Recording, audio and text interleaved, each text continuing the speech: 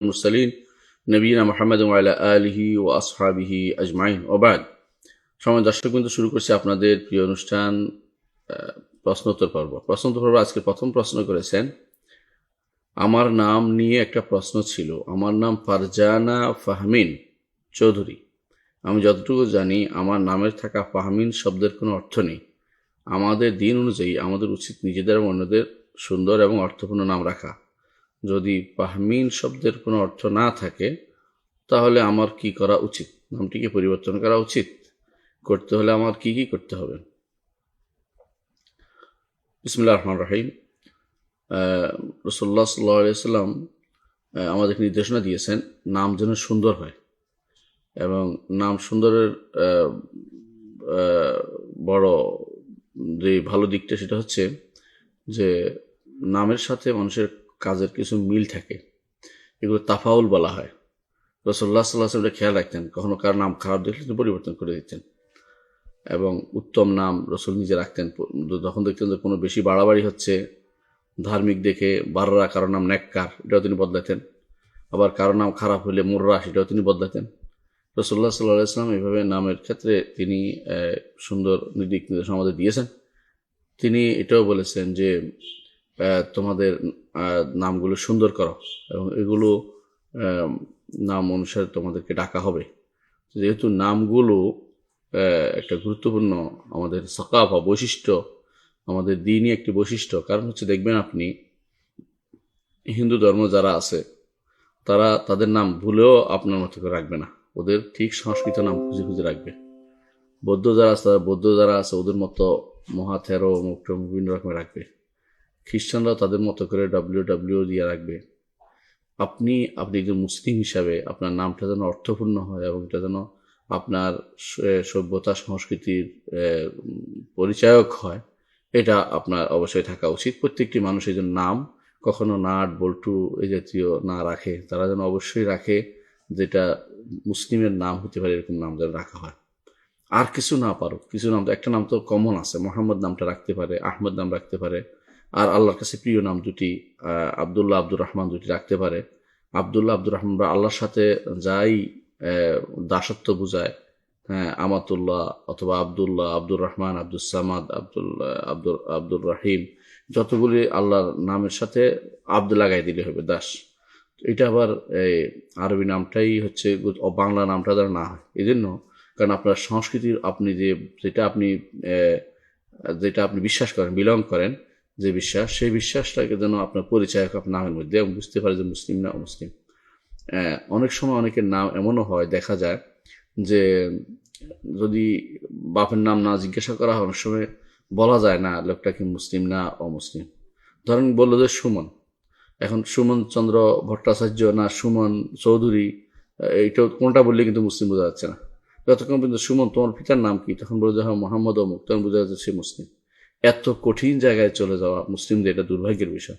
হ্যাঁ, আর অন্য এক হাদিসেও আসছে, তোমাদের নামে, তোমাদের পিতার নামে তোমাদের ডাকা হবে, মায়ের নামে তোমাদের ডাকা হবে। যে হাদিসগুলো দ্বারা বোঝা যাচ্ছে যে অবশ্যই আমাদের নাম সুন্দর হওয়া উচিত এবং অর্থপূর্ণ হওয়া উচিত। আমাদের দুর্ভাগ্য যে আমরা অনেকেই বিভিন্ন ইন্টারনেট খুঁজে একটা নাম বের করছি, অর্থ নিজে বানাই নিয়েছি, এরপরে নাম একটা রাখে, এরপরে যদি এটা শুদ্ধ হয় না, বলতে আমি ইন্টারনেট খুঁজে বের করছি। আপনার ইন্টারনেট খুঁজে বের করাটা ভুল হয়েছে, এটা আমি ভুল বলতে গেলে আপনার মনে কষ্ট আসবে, বলেন যা ওরা কি কম জানে নাকি? ভাই, ইন্টারনেটে তো বিভিন্ন রকমের নামের বই দেয়াই আছে, কিন্তু সেটা যে শুদ্ধ নয়, এটা আপনাকে আমি কিভাবে বলি, কিভাবে বুঝাই? তো এইভাবে যে সমস্ত নামের অর্থের সমস্যা, সেগুলো নাম অবশ্যই রাখা উচিত নয়, এবং যে সমস্ত নাম অর্থহীন, অথবা যে সমস্ত নাম এই বিজাতীয় কালচার, কাফের মুশরিকদের নাম, সেগুলো কখনো মুসলিমদের নাম রাখা উচিত নয়।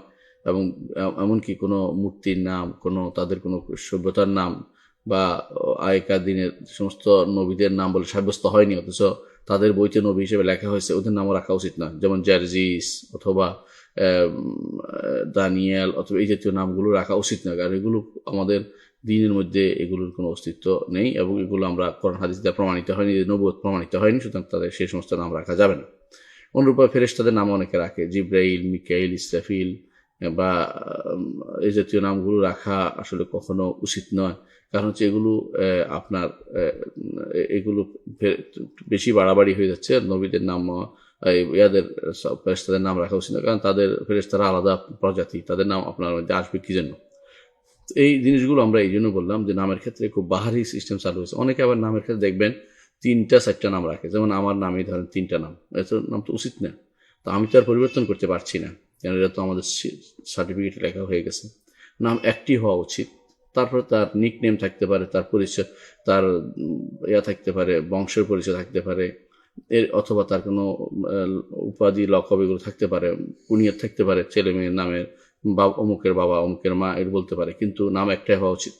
দেখবেন আপনি ফাতেমা, তার নাম একটি, কিন্তু ফাতেমা ফাতেমা ফাতেমা খাদিজা অমুক এইভাবে 3-4টা নাম একসাথে উল্লেখ করা হয়নি। অথচ আমাদের দেশে কারো শান্তি হয় না যখন 3-4টা নাম না রাখা হয়।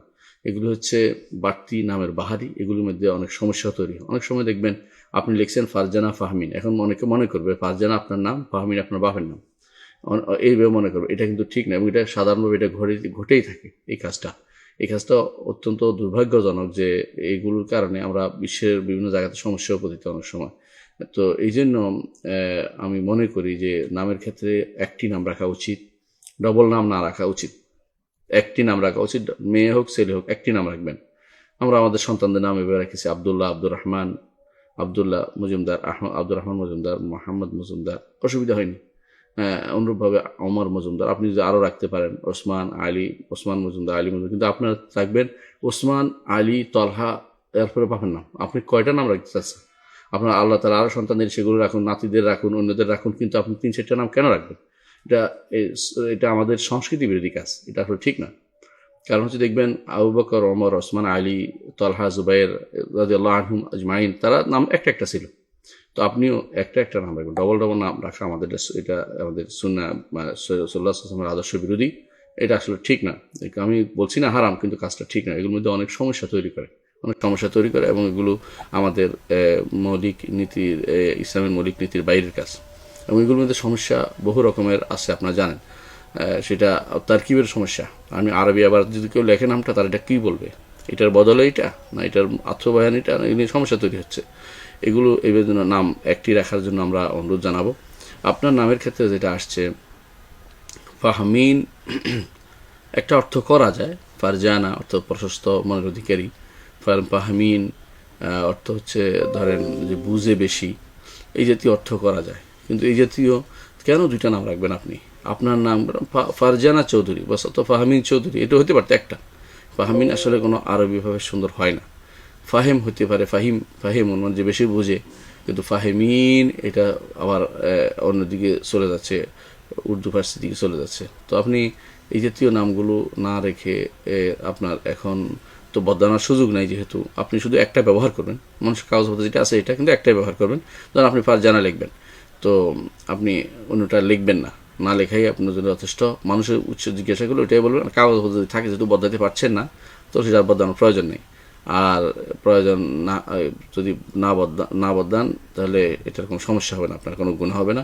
কারণ আপনি তো আর রাখেননি, নাম তো পিতারা রাখে সাধারণত, নিজের নাম তো নিজে রাখা যায় না, নিজের নাম তো নিজে রাখার সময় করি। এটা তো সপ্তম দিনের আপনার নাম রাখা হচ্ছে সুন্নত, এর আগেও রাখা যায়, সপ্তম দিন পর্যন্ত নাম রাখাটা হচ্ছে সুন্নত। সেই সময় তো পিতা মাতারা রেখেছে, কারণ আপনারা পরিবর্তনের কোনো দরকার নেই, এবং আকিকাও দেওয়ার দরকার নেই, বা লোক রাখারও দরকার নেই, বা দাওয়াত খাওয়ানোর দরকার নেই, বা কিছু এমন কিছুই নেই, কোনো কথা কিছু নেই। যদি আপনি না লেখা শুরু করুন, শুধু ফারজানা লিখতে শুরু করুন, ফারজানা চৌধুরী তো যথেষ্ট আপনার জন্য। আর যদি বলেন যে আমি বদলাবো, তাহলে বদলাই ফেলেন, কাগজপত্র সেটা হবে আপনার এফিডেভিট করে বিভিন্ন জায়গায় নোটিশ দিয়ে, সেটা আলাদা, সেটা কোর্টের ব্যাপার, সেটা আমাদের সাথে সম্পৃক্ততা নেই। তো মৌলিকভাবে আমি আপনার এই নামটা বর্তমানে যে অবস্থা আছে রাখার মধ্যে কোনো দোষ দেখি না, কারণ নামটা আপনি রাখেননি। আপনি রাখলে সেটা দোষ হয়েছে এবং পরিবর্তন করা দরকার ছিল, এখন তো পরিবর্তন করবেন না। আশা করি বিষয়টি বুঝতে পেরেছেন। পরবর্তী প্রশ্ন হচ্ছে, নামাজের সেজদাতে যদি কনফিউশন হয় যে সেজদা একটি দিলাম নাকি 2টি দিলাম, এক্ষেত্রে করণীয় কি? নামাজের সেজদায় যদি কনফিউশন হয় সেজদাকে একটি দিলেন না 2টি দিলেন, তাহলে আরেকটি সেজদা দিবেন, পরপরেই আরেকটা সেজদা দিয়ে দিবেন, দিয়া পরে নামাজের শেষ ভাগে আসা আপনি সজদা দিবেন। এই জন্য শেষ ভাগে কখন এটা দিবেন? আপনার রুকুর সেজদা সর্বশেষ সালামের আগে অথবা সালামের পরে, তবে সালামের আগে দেয়া উত্তম, সালামের পরের চেয়ে দিয়ে আপনি সজদা দিলে আপনার নামাজ হয়ে যাবে ইনশাআল্লাহ। অর্থাৎ আপনি যে মনে যেহেতু কনফিউশন আসছে আর এটা তো রোকন আর এখানে কোনো ছাড় নেই, সেহেতু আপনি এখানে না দিলে শুধু সজদা দিলে হবে না, আপনি এখানে দিয়ে দিতে হবে এটা।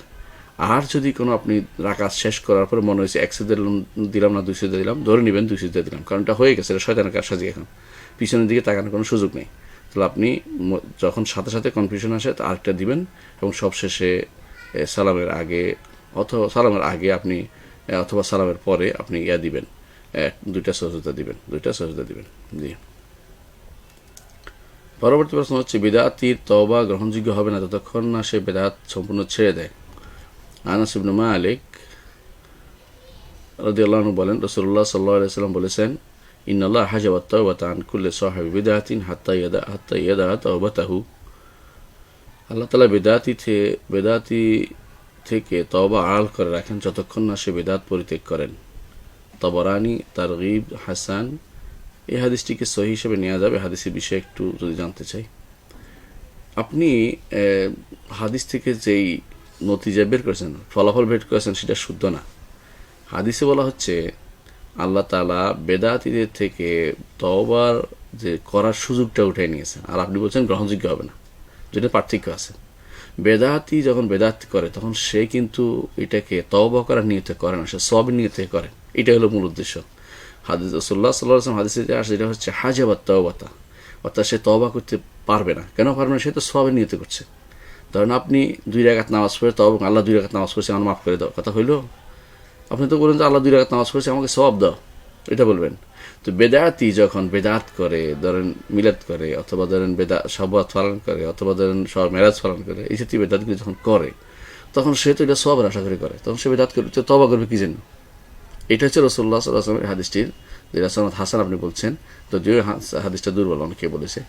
তো এই হাদিসের এই দ্বারা মূল ভাষ্য হচ্ছে এটা যে হাজাবাত তওবাতা, তওবা থেকে তাকে পর্দা দিয়েছে, কারণ সে দেখতেছে না, সেটা অন্যায় মনে করছে না, তওবা করবে কি জন্য?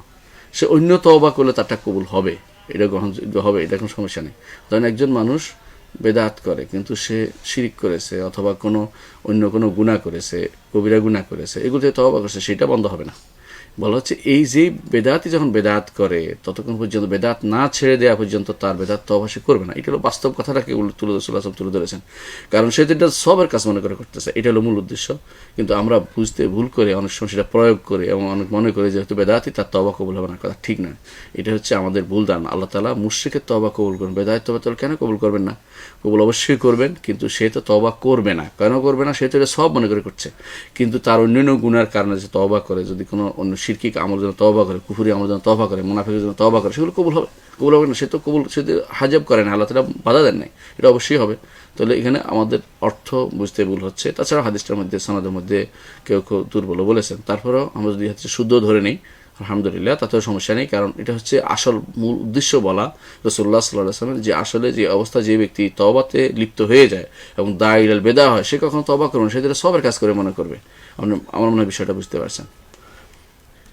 পরবর্তী প্রশ্ন হচ্ছে, আমি একজন আইনজীবী, আমি একটি ব্যাংকের আইন উপদেষ্টা হিসেবে আমরা বেতনভোগী না, কাজ করলে ফি পাবো জাস্ট।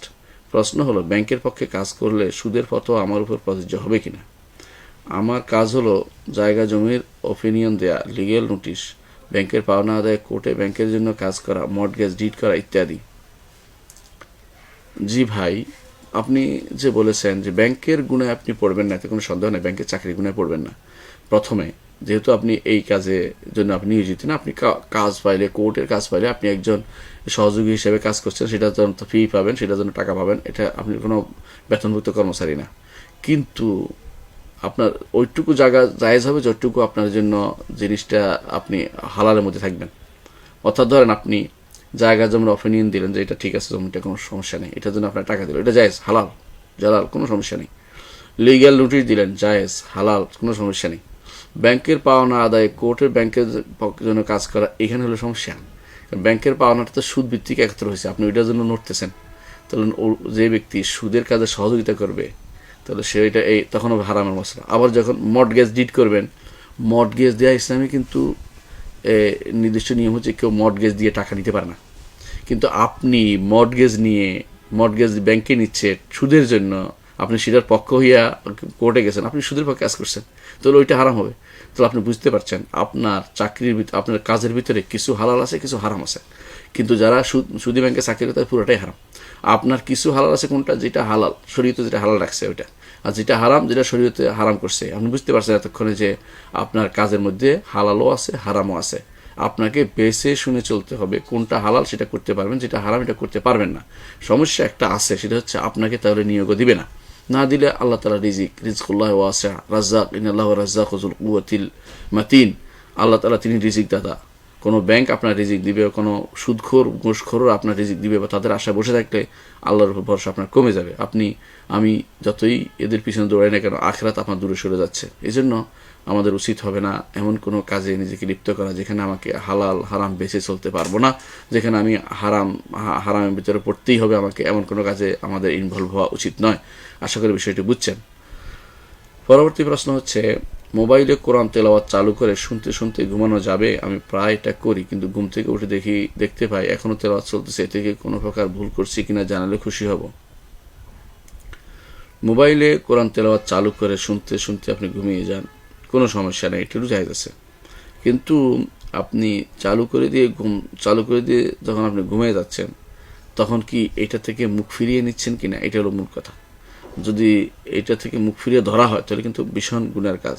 আর যদি মুখ ফিরিয়ে ধরা না হয়, আপনার যদি কোনো ভয় লাগে যে এখানে কোরআন তেলাওয়াত হলে শয়তান আমার ধরবে না, বাইরে জাতীয় ভয়টাই আপনার থাকে, অথবা আপনি মনে করেন যে ঘুম থেকে উঠলে আবার শুনবো, অথবা আমি শুনতেছি এর মধ্যে ঘুম এসে গেছে, তাহলে আপনার কোনো সমস্যা হবে না। কিন্তু ইচ্ছা করে লাগিয়ে দেয়া, শুধুমাত্র আর দিকে না তাকানো, এরাদ আন জিকিরিল্লাহ, আল্লাহ জিকির থেকে বিমুখ থাকা, এটা জায়েজ হবে না। তো আমার বিশ্বাস আপনি যেটা করছেন সম্ভবত আপনি শোনার জন্যই করছেন, কোনো বিমুখ হওয়ার উদ্দেশ্য নেই, তাহলে সেটার জন্য কোনো গুনাহ হবে না, এবং আপনি যতক্ষণ শুনতে পারেন শুনবেন। যখন আপনি শুনতে পারেননি, আল্লাহ তাআলা আপনার রূহ নিয়ে গেছেন, আবার আপনি যখন ফেরত দিবেন আবার শুনবেন, এতে কোনো গুনাহ হবে না আশা করছি।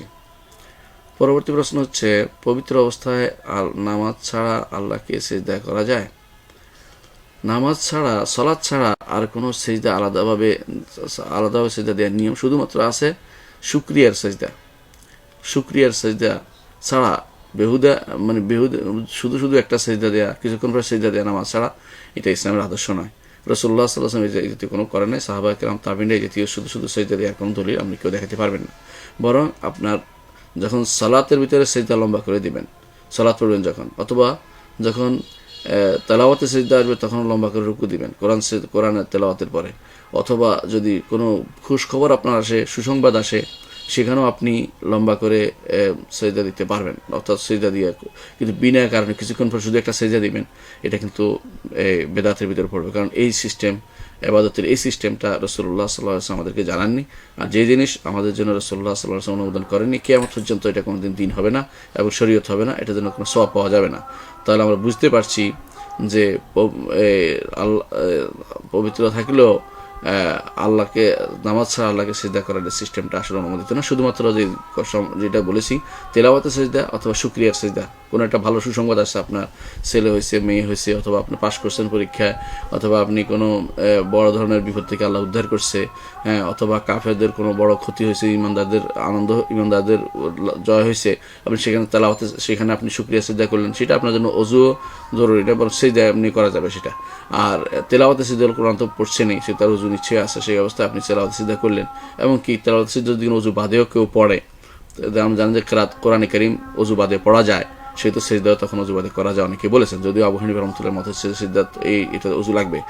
তাহলে বোঝা যাচ্ছে যে এই পবিত্র অবস্থায় নামাজ ছাড়া আল্লাহকে সিজদা করার এই সিস্টেম বিনা কারণে, মানে যেগুলি বলেছে এগুলি ছাড়া, সালাত ছাড়া অথবা তেলাওয়াত সিজদা অথবা শুকরিয়া ছাড়া, তিনটি পরিবেশ ছাড়া কোথাও শুধু সিজদা করার কোনো অনুমতি ইসলামে নাই, বা এইভাবে ইবাদত বলে সাব্যস্ত হয়নি। তো সেভাবে আমরা না করি। তবে মনে রাখবেন, এই জাতীয় সিজদা অজু বাদেও যদি কোনো কাফেরের জন্য করা হয়, কোনো মুশরিকি কোনো জায়গার মধ্যে করা হয়, কোনো কবরের জন্য করা হয়, কোনো পীরের জন্য করা হয়, কোনো নেতার জন্য করা হয়, কোনো রাষ্ট্রপ্রধানের জন্য করা হয়, তাহলে সঙ্গে সঙ্গে সেটা আপনি মুশরিক হয়ে যাবেন, চিরস্থায়ী জাহান্নামী হয়ে যাবেন, যতক্ষণ না তওবা করে ফিরে আসছেন। কিন্তু ইবাদত হতে হলে অবশ্যই রাসূলুল্লাহ সাল্লাল্লাহু আলাইহি ওয়াসাল্লামের আদর্শ মোতাবেক হতে হবে। শিরক হওয়ার জন্য একটি অংশ, ইবাদতের কিছু অংশ দিয়ে দিলে হবে, সেখানে পুরোপুরি নিয়ম, মানে সেহেতু রাসূল শিরক দেখাননি, ইবাদত দেখিয়েছেন, সুতরাং বিপরীতটা হওয়ার জন্য অজু লাগবে না, বা কোনো বিনা সালাত ছাড়াও আপনি যখন কারো জন্য সিজদা করবেন অথবা কোনো কবর সিজদা করবেন আপনি মুশরিক হয়ে যাবেন এবং চিরস্থায়ী জাহান্নামী হয়ে যাবেন। পরবর্তী প্রশ্ন হচ্ছে, গ্রামে একটি প্রচলিত কথা আছে কার্তিক মাসে ছোট বাচ্চাদের কোথাও নিয়ে যাওয়া উচিত না, লোকজনের সন্দেহ করা উচিত না, এতে ক্ষতি হতে পারে, কারণ তখন হিন্দুদের পূজা হয় তাই জিন ভূতের প্রভাব বাড়ে, এটি বিশ্বাস করা গুনাহ কি না, এটা কি শিরক? প্রথমত কার্তিক মাসে বাচ্চাদের নিয়ে কোথাও যাওয়া উচিত না, এগুলি হচ্ছে বানোয়াট কথা। আল্লাহর দিন সবগুলি সমান, আল্লাহর দিন সবগুলি সমান, মাস সবগুলি সমান। কিছু মাস শরীয়তে মাসগুলোর মধ্যে কিছু মাসের আলাদা গুরুত্ব দেওয়া হয়েছে, তার মধ্যে আছে হজের মাসগুলো অথবা হারাম মাসগুলো। হারাম মাসগুলোর মধ্যে হজের মাসের বাইরে হজের মাস হচ্ছে 3টা, সেটা হচ্ছে শাওয়াল, জিলকদ, জিলহজ, 3টা হচ্ছে হজের মাস। আর হারাম মাস হচ্ছে 4টা, সেটা হচ্ছে মানে আল্লাহ তাআলা যেগুলিকে সম্মানিত ঘোষণা করেছেন এগুলো হলো 4টা, সেগুলো জিলহজ, জিলকদ, মুহররম, আর একটা রজব। তো রজব এগুলো হচ্ছে হারাম মাস বা সম্মানিত মাস আল্লাহর কাছে, এগুলি আলাদা সওয়াবের জন্য বলা হচ্ছে। কিন্তু এগুলিতেও কুলক্ষণ নেওয়া বা বের হইলে বা অন্য সময় বের হইলে আমার ক্ষতি হবে, এই জাতীয় কুলক্ষণ নেওয়া শিরকের অন্তর্ভুক্ত হবে। এটা তাতায়ুর বলা হয়, তাতায়ুর বা তাসাউম শিরকের অন্তর্ভুক্ত, কারণ এগুলো হচ্ছে ছোট শিরকের অন্তর্ভুক্ত। কখনো কখনো বড় শিরক হয়ে যায়, যদি মনে করে যে এরাই এগুলি ক্ষতি করতেই পারে এই সময়টা, তাহলে বড় শিরক হয়ে যাবে। আর যদি মনে করে ক্ষতির কারণ, তাহলে এটা ছোট শিরক হবে, কারণ এগুলো আসলে ক্ষতির কারণ নয়। কোরআন ও হাদিসে বা শরিয়াইভাবে বা জাগতিকভাবে কোনোভাবে সেটা ক্ষতির কারণ নয়। সুতরাং কার্তিক মাসে বাচ্চাদের নিয়ে কোথাও যাওয়া উচিত নয়, এটা মিথ্যা কথা এবং এগুলি শিরকের উপকরণ এবং ছোট শিরক হয়ে যাবে যদি বিশ্বাস করে, অথবা বড় শিরক হয়ে যাবে যদি মনে করে যে কার্তিক মাসে ক্ষতি করে, তাহলে বড় শিরক হয়ে যাবে। এরপর বলেছেন লোকজনের সাথে সন্ধ্যা করা উচিত না, এটার অর্থ বুঝে আসে নাই শব্দটা। তো সম্ভবত আপনি বুঝতে চাচ্ছেন সন্ধ্যাবেলা কারো অপেক্ষা করা থাকা উচিত নয় বা দরজা খোলা উচিত নয়। এটা কিন্তু হাদিসে আসছে, রাসূলুল্লাহ সাল্লাল্লাহু আলাইহি ওয়াসাল্লাম হাদিসে আসছে যে কোনো সময়, এটা শুধু কার্তিক মাস নয়, যে কোনো সময় সন্ধ্যাবেলা দরজা বন্ধ করতে বলেছেন রাসূলুল্লাহ সাল্লাল্লাহু আলাইহি ওয়াসাল্লাম, কারণ এই সময় শয়তানরা প্রসারিত হয়। শয়তান বলতে এখানে জিনদের যাদের কথা আপনি বলছেন, এরাই জিনদের প্রভাবিত, এরা দুনিয়ার সব জায়গায় ছড়িয়ে পড়ে এবং তারা ঘরে ঢুকে যেতে পারে, এই জন্য বাচ্চাদের উপর আসর করতে পারে, প্রভাব ফেলতে পারে। এই জন্য যে কোনো সময়, শুধু কার্তিক মাস নয়, যে কোনো সময় সন্ধ্যাবেলায় বাচ্চাদেরকে ঘর থেকে বের করবেন না, ঘরে রাখবেন, এটা রাসূলুল্লাহ সাল্লাল্লাহু আলাইহি ওয়াসাল্লাম হাদিস দ্বারা সাব্যস্ত হয়েছে। পরবর্তী আপনি বলেছেন যে হিন্দুদের পূজা হয় তাই জিন ভূতের প্রভাব বাড়ে। হিন্দুদের পূজা হয়, জিন ভূতের প্রভাব বাড়ে, এটা সারা বছরে হয়, যখন পূজা হয় তখনই হতে পারে, কোনো সমস্যা না। জিনরা ওই পূজাটা জিনরাই নিয়ে থাকে সাধারণত। খারাপ জিন যেগুলো শয়তান, খারাপ জিনগুলিকে শয়তান বলা হয়, এরাই পূজাটা পায়। কারণ প্রত্যেকটি হাদিসে আছে, প্রত্যেকটি যাদের পূজা করা হয়, যেগুলি দেবী বা মূর্তি বা ভাস্কর্য, এগুলো প্রত্যেকটির সাথে শয়তান আছে। এগুলো কখনো কখনো অলৌকিক কিছু দেখায়, কারণ শয়তানগুলো সেগুলো দেখায় তখন। তো কোনো কিছু হতে দেখলে কোনো এই সমস্ত পূজা পার্বণে বা কোনো দ্বারা মূর্তি দ্বারা বুঝবেন যে শয়তান সেটা করিয়েছে এবং তাদেরকে বিভ্রান্ত করার জন্য শয়তান এগুলি বিভ্রান্ত করেই থাকে। তাহলে এদের প্রভাব বাড়ে, তো কোনো সন্দেহ নেই। কিন্তু কার্তিক মাসেই বাড়বে, অন্য সময় বাড়বে না, কথাটা এরকম না। তো আপনার জন্য উচিত নয় ওই সমস্ত পূজা পার্বণে যাওয়া বা ওই সমস্ত পূজার কাছে যাওয়া। কিন্তু এগুলির কারণে সবসময় কার্তিক মাস পুরোটাই আপনার শয়তান বাড়তে থাকবে বা কার্তিক মাসের সন্ধ্যাবেলা শুধু বাড়বে, কথা এরকম না। এমনি যে কোনো সময় সন্ধ্যাবেলায় শয়তান প্রসারিত হয়, এটা হাদিস দ্বারা সাব্যস্ত হয়েছে। সেভাবে আপনি আপনার বাচ্চাদেরকে হেফাজত করবেন, নিজেরা সাবধানে থাকবেন এবং দরজা বন্ধ রাখবেন যাতে করে শয়তান প্রসারিত হতে না পারে, এবং সকাল বিকালের দোয়াগুলো পড়বেন যাতে করে ক্ষতি হতে না পারে।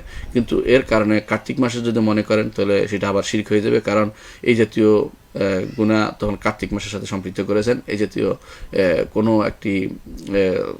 কোনো একটি সময় বা কোনো একটি মাস বা কোনো একটি বছর বা কোনো একটি জিনিসকে যদি কেউ বিনা কারণে যদি কোনো কুলক্ষণে মনে করে, সেটা শিরকের অন্তর্ভুক্ত হয়ে যায়। আশা করি বুঝতে পারছেন যে আপনার এটা ভয়াবহ একটি আকীদা, এটা গ্রামে হয়তো প্রচলিত আছে, এটা যেন আমাদের মধ্যে না থাকে, এটা আমরা অনুরোধ জানাবো। সবগুলি আল্লাহর সময়, কোনো সমস্যা নেই। আল্লাহ তাআলা প্রত্যেকটি সময় আল্লাহ তাআলা তিনি আমাদেরকে নেয়ামত হিসেবে সময়টা দিয়েছেন, এগুলিকে আমরা কাজে লাগাই, আল্লাহর দ্বীনের জন্য ব্যয় করি, পড়ালেখা করি, দিন মানি, দোয়াগুলি পড়ি, সুযোগ পেলেই সুবহানাল্লাহ, আলহামদুলিল্লাহ, আল্লাহু আকবার, লা ইলাহা ইল্লাল্লাহ, লা হাওলা ওয়ালা কুওয়াতা ইল্লা বিল্লাহ, এই দোয়াগুলো অবশ্যই যেন আমাদের চোখে মুখে সবসময় থাকে। আমরা যেন সবসময় নাসবুল আইন যেটাকে বলা হয়, সবসময় চোখের সামনে রাখি যে এগুলি পড়বো। সুযোগ পেলে মানুষের গল্প গুজব না করে সুবহানাল্লাহ, আলহামদুলিল্লাহ চালিয়ে যাবেন। সুবহানাল্লাহ, আলহামদুলিল্লাহ, আল্লাহু আকবার, লা ইলাহা ইল্লাল্লাহ, লা হাওলা ওয়ালা কুওয়াতা ইল্লা বিল্লাহ, এগুলি হচ্ছে শ্রেষ্ঠ কালেমা পৃথিবীতে। এর চেয়ে উত্তম কালেমা আর কিছু হতে পারে না। এই জন্য এগুলো যেগুলোতে থাকে, যে সমস্ত দোয়ার মধ্যে থাকে সেগুলো উত্তম দোয়া। এই জন্য এগুলো যখনই আপনি সুযোগ পাবেন পড়বেন, গাড়িতে বসে পড়বেন, যখন হাঁটবেন পড়বেন। আমার কাছে ভালো লাগে, এক ব্যক্তি জিজ্ঞাসা করা হয়েছিল আমাদের এক ওস্তাদের মধ্যে যে তোমার অফিস থেকে তোমার বাসা কতটুকু দূর?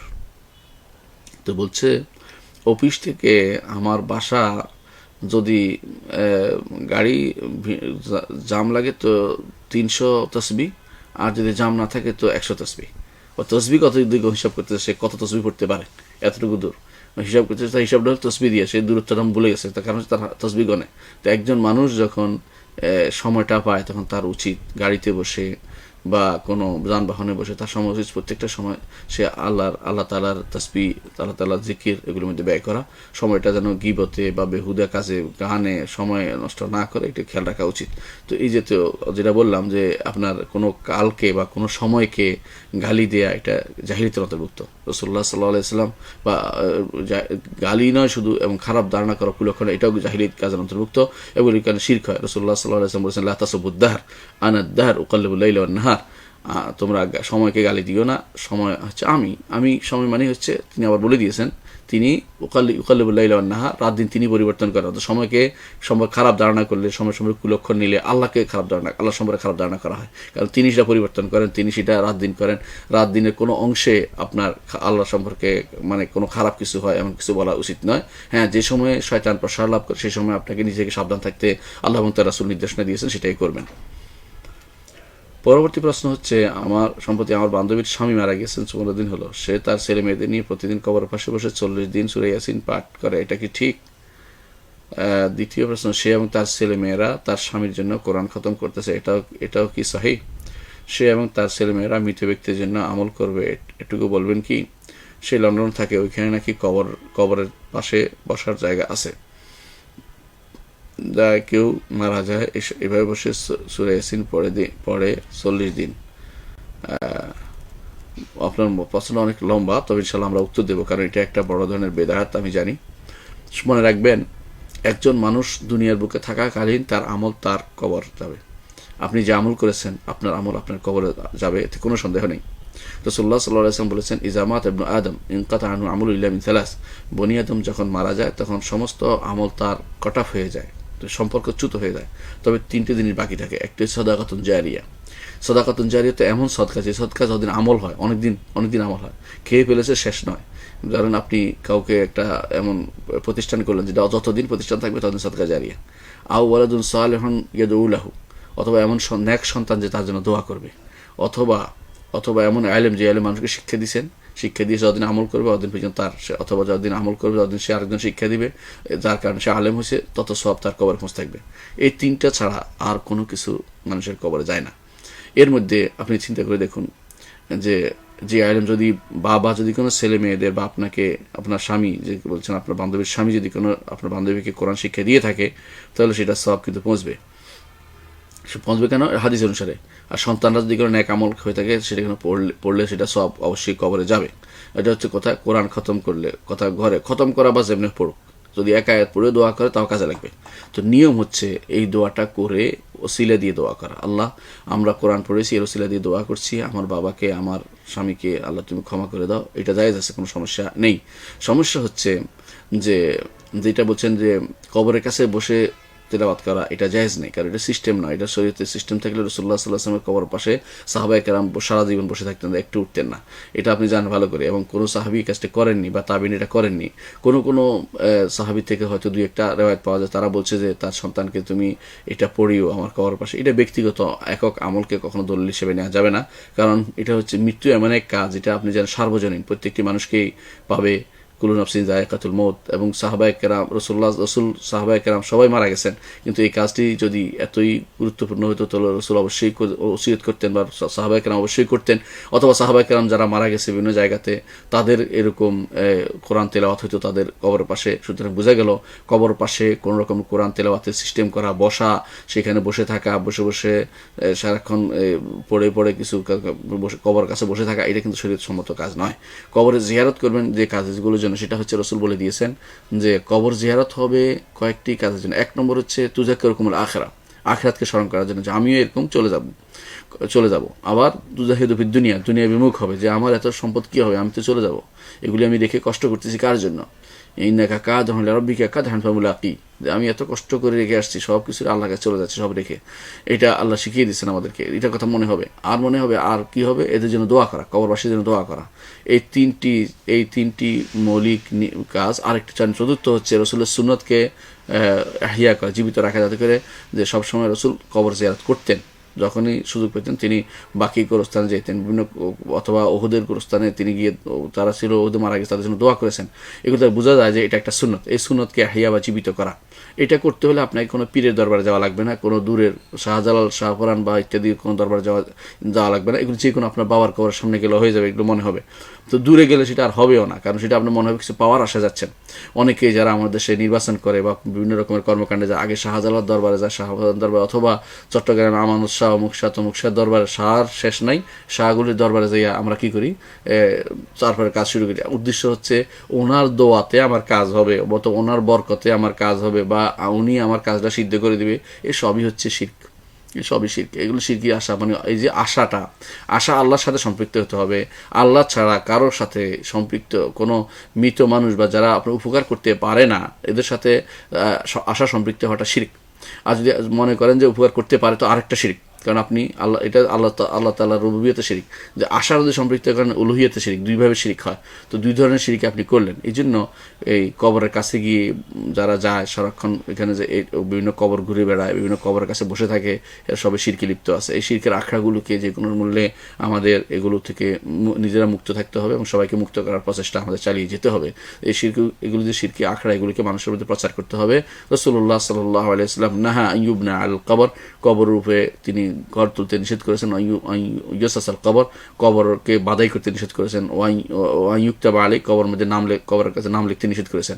এগুলো রাসূলুল্লাহ সাল্লাল্লাহু আলাইহি ওয়াসাল্লাম হাদিস দ্বারা সাব্যস্ত, সহিহ মুসলিম, আবু দাউদ, তিরমিজি, নাসাঈ হাদিসে আছে। এবং রাসূলুল্লাহ সাল্লাল্লাহু আলাইহি ওয়াসাল্লাম আলী রাদিয়াল্লাহু আনহুকে বলেছেন যে তুমি যেখানে কবর পাবে সেখানে কবরকে সমান করে দিবে। এবং তিনি আলী রাদিয়াল্লাহু আনহু তিনি আবুল হাইয়াজ আল আসাদিকে বলেছেন যে আলা উবাইসুকা মা বাআসানি বিহি রাসূলুল্লাহ সাল্লাল্লাহু আলাইহি ওয়াসাল্লাম আল্লাহ তাজিদান কবরা মুশাররাফান ইল্লা সাওয়াইতাহু ওয়ালা তিমসান ইল্লা তামাসতাহু। রাসূলুল্লাহ সাল্লাল্লাহু আলাইহি ওয়াসাল্লাম আলী রাদিয়াল্লাহু যা বলেছেন, আলী রাদিয়াল্লাহু আবুল হাইয়াজ আল আসাদি তার ছাত্রকে বলেছেন, আমি কি তোমাকে পাঠাবো না এমন কাজে, যে কাজে রাসূলুল্লাহ সাল্লাল্লাহু আলাইহি ওয়াসাল্লাম আমাকে পাঠিয়েছেন। এবং এটা মুসলিম এবং আবু দাউদ, তিরমিজির হাদিসে আসছে স্পষ্টভাবে। সেখানে কি আসছে, যে কি কাজে পাঠিয়েছিলেন, যে যখনই তুমি কোনো কবর, উঁচু কবর দিবে, সেটা ভেঙে চুরমার করে দিবে, এটাকে সমান করে দিবে মাটির সাথে, সবাইটাও সমান করে দিবে। তবে আলেমরা 1 বিঘত পর্যন্ত উঁচু করতে বলেছেন, যাতে করে বোঝা না যায়, কবর বোঝা যায়, সেই জন্য একটু করতে বলেছেন। তো এটা যেন মানুষ পদ পায়ে নিচে না নেয়। আবার পা দিয়ে হাঁটাহাঁটি করতে নিষেধ করেছে, কবর উপর দিয়ে জুতা দিয়ে হাঁটতে নিষেধ করেছে। রাসূলুল্লাহ সাল্লাল্লাহু আলাইহি ওয়াসাল্লাম এক লোককে জুতা দিয়ে যেতে দেখে বলেছিলেন যে এনজার হাযা ইয়া সাহাবা সিবতিয়াতাইন, হে সিবতি, হে ছোটি জুতা পরে যে হাঁটছ, তোমার জুতা খুলে ফেলো, কবর মাঝখানে হাঁটতে হয় না, কবর উপর দিয়ে হাঁটতে হয় না। কবর হাঁটা নিষেধ, কবর ঠেস দেওয়া নিষেধ, কিন্তু আবার কবর পূজা করাও নিষেধ, কবর বাঁধাই করাও নিষেধ, কবর উপরে নাম লেখা নিষেধ, কবরকে উঁচু করা নিষেধ, কবর ঘর তোলা নিষেধ, এবং কবরকে যে কোনো মূল্যে সেটাকে অবশ্যই ভেঙে ফেলা এটা ইমানদার দায়িত্ব, কর্তব্য, এবং যারা ক্ষমতাসীন তাদেরও দায়িত্ব সেটা। আর এর জন্য সেটা করেছিলেন। তো আমরা যেটা বলছিলাম যে তাহলে কবর কেন্দ্রিক যে সমস্ত কাজগুলি এরা করে থাকে বেশিরভাগই এই জন্য কবর পূজার সামগ্রী। বর্তমানে যে সমস্ত কবর উঁচু আছে সবগুলি পূজা হচ্ছে, আপনারা জানেন। কেউ কেউ প্রথমে থাকে সাধারণ ডাল শাহ, তেল শাহ, অমুক শাহ, তমুক শাহ, শাহর অভাব নেই, শাহগুলি লাগাই দিচ্ছে। এরপরে পরবর্তীরা এসে এটাকে আরো উঁচু করছে, এরপর দেখবেন মরমর পাথর দিয়ে বাধাই করে নিয়েছে। কখন আমরা যখন ছাত্র ছিলাম তখন দেখতাম গোলাপ শাহ, এটার ছোট একটা ছিল, এখন তো সেটাকে বিশাল করে ঢালাই করে তৈরি করা হয়েছে। এরকম আশেপাশে ওরকম দেখতে পাবেন আপনারা, যেগুলো সবই হচ্ছে এই মানুষগুলো মারা গেছে, মানুষ, এতে কোনো সন্দেহ নেই। এবং তারা যদি আল্লাহর ওলিও হয়েও থাকে, আমরা জানি না তাদের অবস্থা, হয়েও থাকে, আল্লাহর সাথে তাদের সম্পর্ক, আপনার কোনো কিছু প্রাপ্তি নেই সেখানে। আপনি যদি প্রাপ্তির আশা করেন তো আপনি মুশরিক হয়ে যাবেন, আপনার ঈমান চলে যাবে, আপনি সারা জীবন আমল পণ্ড হয়ে যাবে, এবং আপনি কাফের অবস্থায় মারা যাবেন যদি সেখানে এই বিশ্বাস নিয়ে কবরে যান, এবং আপনার জন্য জাহান্নাম চিরতরে হারাম হয়ে যাবে। তাহলে আপনাকে বুঝতে হবে যে কি কাজটি করলে আমি চিরস্থায়ী জাহান্নামী হয়ে যাচ্ছি। তো যেটা বলেছি, আপনার বান্ধবী যেটা করলেন 40 দিন পর্যন্ত, এটা হচ্ছে বেদাতি কাজ, এটা অবশ্যই বেদাতি কাজ।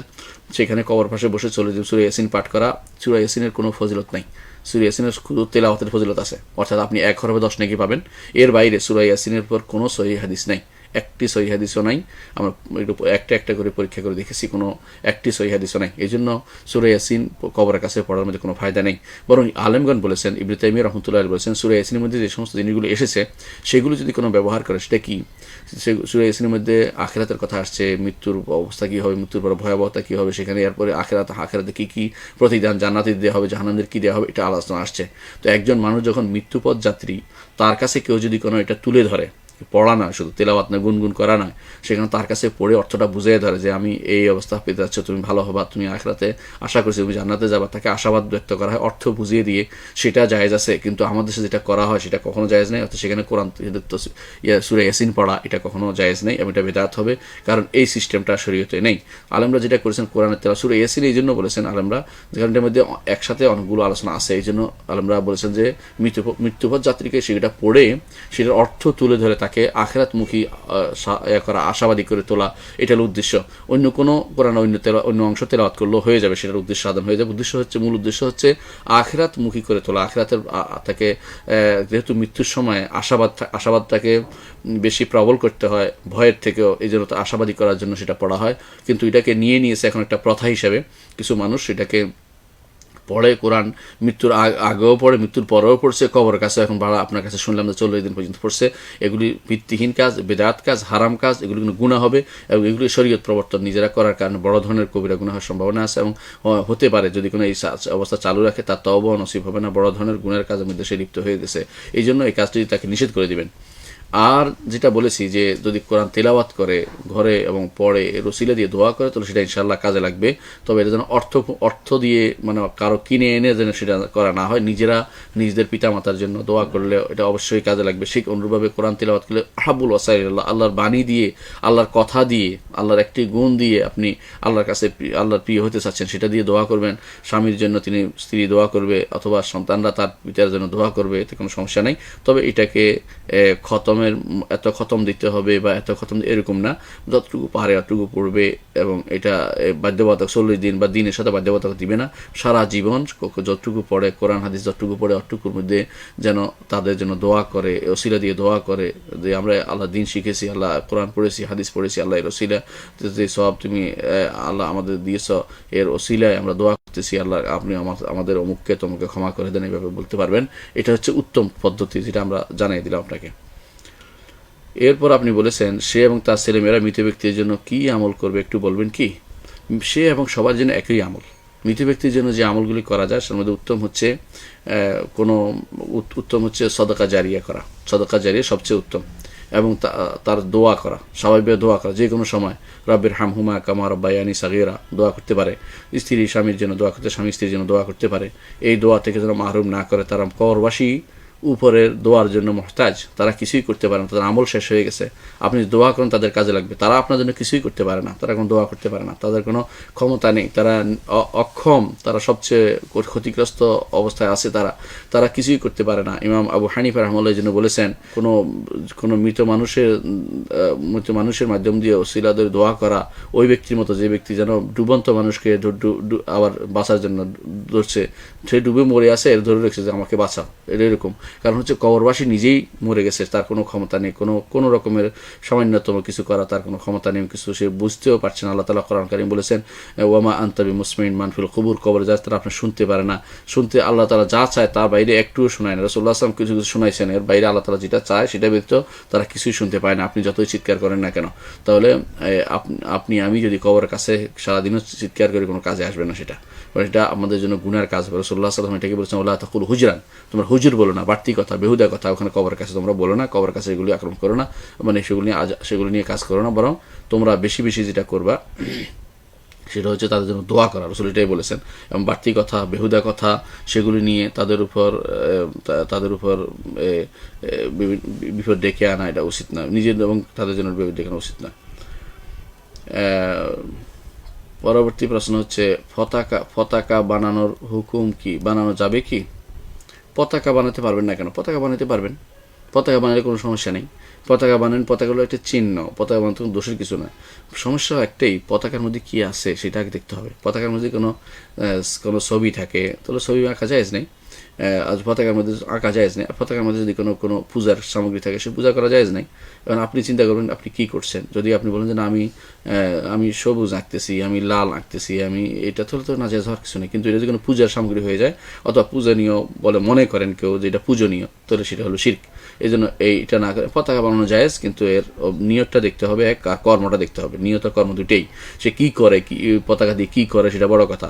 পতাকা বানায় যদি আপনি সেটাকে নিচে রুকুর মতো হয়ে থাকেন, সেজদার মতো হয়ে থাকেন, অথবা অন্তরের ভালোবাসা এটার জন্য প্রদান করেন যেটা আল্লাহর জন্য দেওয়া উচিত, তাহলে আপনি শিরক করলেন। আর যদি পতাকা বানানোর জন্য যে আমার পরিচিতি, আমার দেশের পরিচিতি, দশের পরিচিতি, আমার সমাজের পরিচিতিমূলক আমি একটা তুলে ধরলাম, তাহলে না যায় কোনো কিছু সেখানে নাই, যদি না সেখানে কোনো সরাসরি শিরকের কোনো এলিমেন্টস থাকে, সেখানে শিরকের এলিমেন্টস থাকে। মনে রাখবেন চাঁদ, সূর্য বা রং এগুলি কোনো শিরকের এলিমেন্টস না। এগুলি কী কাজ, কীভাবে ব্যবহার করছে সেটা শিরকের এলিমেন্টস। কেউ যদি কোনো সূর্যের মতো রেখা আঁকে, কোনো সমস্যা রাখে, সূর্য কোনো প্রাণী নয়। অনুরূপভাবে চাঁদের মতো একটা গোল একটা আঁকছে, এটাও কোনো দোষের কিছু না, কারণ এটা কোনো প্রাণী নয়। অনুরূপভাবে যদি কেউ কোনো গাছ আঁকছে, সেটা তো প্রাণী নয়, সেটাতে কোনো সমস্যা নেই। কিন্তু যদি কোনো এগুলো দিয়ে আবাদত করা হয়, এগুলো দিয়ে আবাদত শুরু হয়ে যায়, তাহলে সেটা গুনার কাজ হবে। কেউ যদি সেটা আঁকে দেয় সে গুনাহগার হবে, এবং যারা করলো তারা শিরকে লিপ্ত হলো। তাহলে আপনি কি উদ্দেশ্যে করছেন, এটার উদ্দেশ্যের উপর নির্ভর করবে হালাল বা হারামের মাসআলা। ঠিক পতাকা বানানোর মাসআলাটাও সেরকম বিস্তারিতভাবে জেনে নিতে হবে। পরবর্তী প্রশ্ন হচ্ছে, কবরস্থানের ফাঁকা জমিতে চাষাবাদ করার বিধান কি? কবরস্থানের ফাঁকা জমিতে চাষাবাদ করতে কোনো নিষেধ নাই, যদি না সেটা কবরের জন্য ওয়াকফ করা হয়ে থাকে। ওয়াকফ সম্পত্তির ব্যবহার আমাদের শিখতে হবে। ওয়াকফ সম্পত্তি ওয়াকফ যে করেছেন তার ইচ্ছা অনুসারে চলবে, নিজের মন মতো করে ব্যবহার করার কোনো সুযোগ নেই। ওয়াকফ সম্পত্তি যেখানে আছে সেখানে আপনাকে যে কে ওয়াকফ করেছে, মোতাল্লি সাহেব, তিনি যেভাবে বলেছেন সেভাবে সেটা চলতে হবে। তিনি যদি বলে থাকেন যে এখানে আমি এটুকু করছি কবরের জন্য, যদি ধীরে ধীরে কবর বাড়বে আমিও শেয়ার দেবো, কবর বাড়বে আমিও ছাড় দেবো। যেমন আমাদের দেশে অনেক সময় দেখা যায় যে অনেকেই তার ভিটের মধ্যে একটা অংশের মধ্যে কবর দেয়, আর যতই তার বংশের কারা মারা যায় আর একটু বাড়াতে বাড়াতে একসময় পুরো ভিটেটা কবরস্থান হয়ে যায়। এটা দোষের কিছু নয়, বাকি অংশ আপনি কাজ করতে পারবেন, ক্ষেত খামার করতে পারবেন, কোনো দোষের কিছু নয়। কিন্তু যদি এরকম হয় যে জায়গাটা ওয়াকফ করা আছে কবরস্থান হিসাবে এবং কবরস্থান হিসেবে দেওয়া হয়েছে, এখন আপনি কে কোন ব্যক্তি আছে এখানে কবরস্থান সে আবাদ করবে, এটা তো এই ওয়াকফ যে করেছেন তার নির্দেশনা হচ্ছে এখানে হবে কবর, সেখানে কোনো রকমের আর কোনো চলবে না, ক্ষেত খামার চলবে না, কারণ এটা অন্যের জায়গাতে আপনি জোর করে ক্ষমতা দখলের মতো হবে। মানে ওয়াকফ করা হয়ে গেছে, এটা কবরস্থান হিসেবে, সুতরাং অন্য কিছু করতে পারবেন না। জোর করে আরেকজনের জায়গা দখল করা, জোর করে আরেকজনের জমি দখল করা, জোর করে কারো কিছু দখল করে নেওয়া, এই জাতীয় কাজ হারাম, এটাও তেমনিভাবে হারাম হবে তখন। আর এমনি যদি কোনো ফাঁকা জমি আছে এবং এটা কোনো ওয়াকফ করে নাই, বরং কবর দিয়ে যাচ্ছে অথবা এর নির্দিষ্ট একটা অংশ করেছে ওয়াকফ, বাকিটা ফাঁকা আছে, তাহলে আলহামদুলিল্লাহ সেখানে আপনি আবাদ করতে পারবেন, চাষাবাদ করতে পারবেন। পরবর্তী প্রশ্ন হচ্ছে, বাংলাদেশে প্রচলিত দেওবন্দি ঘরানার হানাফিদের আকিদা কি সহি? তারা কি ইমাম আবু হানিফা রাহমাতুল্লাহ আকিদা পোষণ করে? বিস্তারিত বলুন শেখ। দেখুন, আমরা সাধারণত নাম ধরে কারো বদনামি করতে চাই না। দেওবন্দির দূষণ কিছু নয়, দেওবন্দের অনেক ভালো সহি আকিদার আলেম আছেন এবং বাইরেও সহি আকিদার আলেম আছেন। আমরা দেখতে পাই সাহারানপুরের হাজি ইউনুস রহমতুল্লাহ আলী, যিনি প্রধান মুফতি ছিলেন কিছুদিন আগ পর্যন্ত, তিনি সহি আকিদার অনেকগুলো কাজ করেছেন এবং তিনি অনেক ব্যাখ্যা করেছেন। ইমাম বুখারী রহমতুল্লাহ কিতাবুত তাওহীদের সুন্দর ব্যাখ্যা করেছেন। আল্লাহ যদি তৌফিক দেয় সেটা যদি বের হয় আমাদের তত্ত্বাবধান, তো দেখতে পাবেন যে উনি কতটুকু ভালো কাজ করেছেন। তাহলে সবাই একরকম না। এমনকি আপনি দেখবেন দেওবন্দের যে প্রধান ছিলেন, ব্যক্তিত্ব ছিলেন শেখ কারি তৈয়ব রহমতুল্লাহ আলী, তিনি তহাবিয়ার ব্যাখ্যা করেছেন। সেখানে তিনি সুবহানাল্লাহ সিফাতগুলো সাব্যস্ত করে গেছেন এবং তিনি আল্লাহ তাআলা, তিনি সৃষ্টির বাইরে এবং স্রষ্টা এবং সৃষ্টি আলাদা, এই তথ্য তিনি সেখানে দিয়েছেন। তাহলে এমনকি ইমাম কাশ্মীর রহমতুল্লাহ আলী তিনিও উল্লেখ করেছেন তার এর মধ্যে আরফুস সাজির মধ্যে যে সবচেয়ে সলবে সালিন পদ্ধতি হচ্ছে এটাই, সলবে সালিনের তরিকা হচ্ছে এটাই যে আল্লাহ তাআলা আরশের উপরে, এবং তিনি স্পষ্ট উল্লেখ করেছেন স্রষ্টা এবং সৃষ্টি আলাদা, সেটা উল্লেখ করেছেন তিনি সেখানে। তাহলে বোঝা গেল যে একটা পুরা গোষ্ঠীকে কখনো এক হুকুমে ফেলা কখনো উচিত নয়। কারণ আপনি দেখবেন অনেকেই আছে যারা বিভিন্ন রকমের সলাফের সাথে সম্পৃক্ত, বা কোনো তাদের মধ্যে মাঝে মধ্যে কিছু ভুল পাবেন আপনি। তো এই জাতীয় ভুল থাকার কারণেই একটা পুরা বিরাট গোষ্ঠীকে একসাথে আমরা আকীদা অশুদ্ধ এইভাবে না বলি, আমরা বলি যারা এই আকীদা পোষণ করে তারাই বিভ্রান্ত, তার পথভ্রষ্ট, এইভাবে বলবো। ধরেন দেওবন্দি ঘরানার আর হানাফিদের মধ্যে যারা সহি আকিদা আছে তারা সহি আলহামদুলিল্লাহ। আবার দেখবেন যাদের মধ্যে যারা মাতুরিদি অথবা আশারি আকিদা পোষণ করে এরা সংখ্যা বেশি, এদের সংখ্যায় বেশি, এবং আমাদের দেশে এটার সংখ্যাটাও বেশি, এতে কোনো সন্দেহ নেই। তো এরা বিভ্রান্ত আকিদা এবং তারা আহলে সুন্নাত জামাতের আকিদার বাইরে, এটা আমাদের বলতে কোনো দিতে থাকা উচিত নয়। যদি আহলে সুন্নাত জামাতের ভিতরে থাকতে চান তারা তো আকিদা পরিবর্তন করে আসলেই হয়। তিনি আবু হানিফা রহমতুল্লাহ যে আকিদা পোষণ করতেন সেটাই আসলেই হয়ে যায়। তারা মাতুরিদির আকিদা নিতে হবে কেন? আবু হানিফা রহমতুল্লাহ আলাই যে আকিদা পোষণ করতেন এটা সালাফিদের আকিদার কাছাকাছি ছিল। শুধুমাত্র ইমানের মাসআলাতে আবু হানিফা রহমতুল্লাহ আলাই কিছু বিশেষ কারণে হয়তো ওই সময় তিনি সমস্ত শব্দ ব্যবহার করেছেন, সেগুলো অনেক কাছে বিতর্কিত হয়েছে, কিন্তু মৌলিকভাবে তিনি চার ইমামের আকিদা একই রকম ছিল এবং আগে সালফে সালেহিন আকিদা একই রকম ছিল। দুর্ভাগ্যবশত পরবর্তী যুগে এসে 300 শতাব্দীর পরে এসে যিনি আসেন ইমাম আবু মনসুর আল মাতুরিদি রহমতুল্লাহ আলী এবং ইমাম আবু হাসান আশারি রহমতুল্লাহ আলী, তাদের দিকে নিসবত হইতে আমাদের ভালো লাগে, কিন্তু আমরা আকিদাতে সালফে সালেহিনের দিকে নিজেদেরকে সম্পর্কিত করতে আমাদের ভালো লাগে না। এটা আসলে আমাদের দুর্ভাগ্য ছাড়া কিছুই নয়, এবং এটা আসলে আমাদের বিভ্রান্তি, পথভ্রষ্টতা যাই বলেন, এটার ভিতরে আমাদেরকে থাকতে হবে যে এরা এই বিভ্রান্তির মধ্যে লিপ্ত রয়েছে। তো আমরা মৌলিকভাবে এটাই বলবো যে কোনো এককভাবে কোনো ঘটনা সবাইকে একসাথে আমরা না বলি। কেন না বলি? আল্লাহ তাআলা আমাদেরকে এই সিস্টেমটা জানিয়ে দেননি। আল্লাহ তাআলা আমাদেরকে বলেছেন ওয়ালা তাজিদু আকসারহুম শাকিরিন, তাদের অধিকাংশকে তুমি শুকরগুজার পাবে না। ওয়ালাকিন্না আকসারহুম, আল্লাহ তাদের অধিকাংশই কাফের, এভাবে আল্লাহ তাআলা বলেছেন। তো অধিকাংশ বলেছেন, তো কাফেররা সবাই খারাপ, কিন্তু আল্লাহ তাআলা তাদের তারপর অধিকাংশ বলেছেন, কারণ তাদের মধ্যে দুই একজন ভালো আছে। সেইভাবে আমরা বলবো যে এইভাবে দেওবন্দি ঘরানার এভাবে আম কথা না বলি।